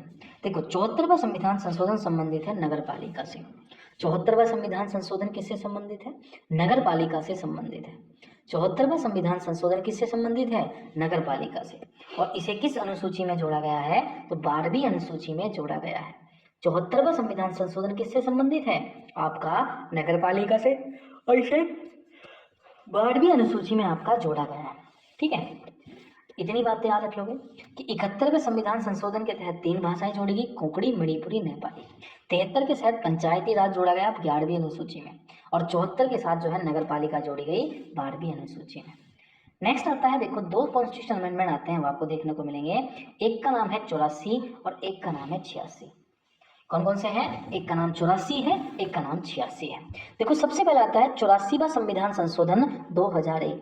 84वां संविधान संशोधन 2001। 84वां संविधान संशोधन कौन सा है, 2001। अब देखो 84वें संविधान संशोधन 2001 में कहा गया कि जो आपकी लोकसभा है और राज्यसभा है, लोकसभा और राज्यसभा, इनमें लोकसभा में और राज्यसभा में या विधानसभा में, ठीक है, लोकसभा, राज्यसभा, विधानसभा की सीटें जो हैं वो 2026 तक नहीं बढ़ाई जाएंगी। 2026 तक लोकसभा, राज्यसभा की सीटें नहीं बढ़ाई जाएंगी। किस किस की सीटें नहीं बढ़ाई जाएंगी? लोकसभा की और राज्यसभा की सीटें नहीं बढ़ाई जाएंगी। किस संविधान संशोधन के तहत? 84वें संविधान संशोधन के तहत। ठीक है, नेक्स्ट आता है 86वां संविधान संशोधन 2002। देखो 86वां संविधान संशोधन 2002 जो है वो संबंधित है 6 वर्ष से 14 वर्ष के बच्चों को निःशुल्क शिक्षा से। देखो एक आर्टिकल आता है 21A। 21A जो है मौलिक अधिकार में आता है और 21A ये कहता है कि जिस बच्चे की उम्र 6 वर्ष से 14 वर्ष के बीच में है उसे फ्री एजुकेशन दी जाएगी। और 21A जो है आपका ये जो आर्टिकल है किस संविधान संशोधन से जोड़ा गया है? तो 86वें संविधान संशोधन 2002 से जोड़ा गया है। ठीक है, याद रख लोगे। चलो आगे एक बार मैं रिवीजन भी कराता हूँ इसको फटाफट, है ना, 2 मिनट के अंदर। नेक्स्ट आता है 91वां संविधान संशोधन, 91 कॉन्स्टिट्यूशन अमेंडमेंट। देखो 91वां संविधान संशोधन कहता है, देखो चाहे लोकसभा हो चाहे विधानसभा हो, जितनी लोकसभा में सीटें हैं या जितनी किसी राज्य की विधानसभा में सीटें हैं उसके 15% ही मिनिस्टर बन सकते हैं। ध्यान रखना, लोकसभा की टोटल सीटें और विधानसभा की टोटल सीटों का जितनी सीटें होंगी उसका 15% ही आप क्या क्या बन सकते हैं? आपके मंत्री बन सकते हैं। जैसे सपोज मानो कहीं 100 सीटें हैं तो 100 का 15 क्या होता है? 15%। मतलब 15 ही कौन बनेंगे? मंत्री बनेंगे। और ये किस संविधान संशोधन के तहत कहा गया है? 91वें कॉन्स्टिट्यूशन अमेंडमेंट के तहत। नेक्स्ट आता है 92वां संविधान संशोधन। क्या आता है? 92वां संविधान संशोधन 2003। देखो 92वां संविधान संशोधन जो है इसमें कहा गया, इसमें 4 भाषाएं जोड़ी गई 8वीं अनुसूची में। एक तो जोड़ी गई बोडो, एक जोड़ी गई आपकी डोगरी, एक जोड़ी गई मैथिली और एक जोड़ी गई संथाली। तो 8वीं अनुसूची में बोडो, डोगरी, मैथिली और संथाली भाषा जोड़ी गई थी किस कॉन्स्टिट्यूशन अमेंडमेंट के तहत? तो वो है 92वां कॉन्स्टिट्यूशन अमेंडमेंट। ठीक है, 92वां संविधान संशोधन। नेक्स्ट आता है 96वां संविधान संशोधन। तो 96वां संविधान संशोधन आता है 2011 में। 96वां संविधान संशोधन 2011 कहता है कि उड़िया भाषा को उड़ीसा में परिवर्तित कर दिया गया, कि जो उड़िया भाषा है उसे क्या कर दिया गया? उड़ीसा में परिवर्तित आपका कर दिया गया है। यह आता है 96वां कॉन्स्टिट्यूशन अमेंडमेंट। और सबसे मोस्ट आता है अभी तक का, यह आता है 100वां संविधान संशोधन। देखो 100वां संविधान संशोधन क्या कहता है कि भारत और बांग्लादेश के बीच में कुछ भूमि का आदान प्रदान हुआ है। मतलब कुछ हमने बांग्लादेश की भूमि ली है, कुछ बांग्लादेश ने उतनी भूमि हमारी ली है, तो भूमि का हमने क्या करा है? आदान प्रदान करा है। उसे किस संविधान संशोधन के तहत रखा गया? तो 100वें संविधान संशोधन के तहत रखा गया। किस संविधान संशोधन के तहत? 100वें संविधान संशोधन के तहत। ठीक है, तो 100वां संविधान संशोधन किससे संबंधित है? हमने भारत की और बांग्लादेश की भूमियों के बीच में आदान प्रदान करा। नेक्स्ट आता है जी आपका 101वां संविधान संशोधन। देखो 101वां संविधान संशोधन 2016 में आया और 101वां संविधान संशोधन है जीएसटी से संबंधित। किससे संबंधित है? जीएसटी से संबंधित है 101वां संविधान संशोधन। 101वां संविधान संशोधन किससे संबंधित है? जीएसटी से।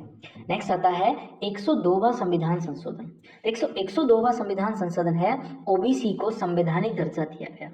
102वें संविधान संशोधन के तहत ओबीसी को क्या दिया गया? संवैधानिक दर्जा दिया गया है।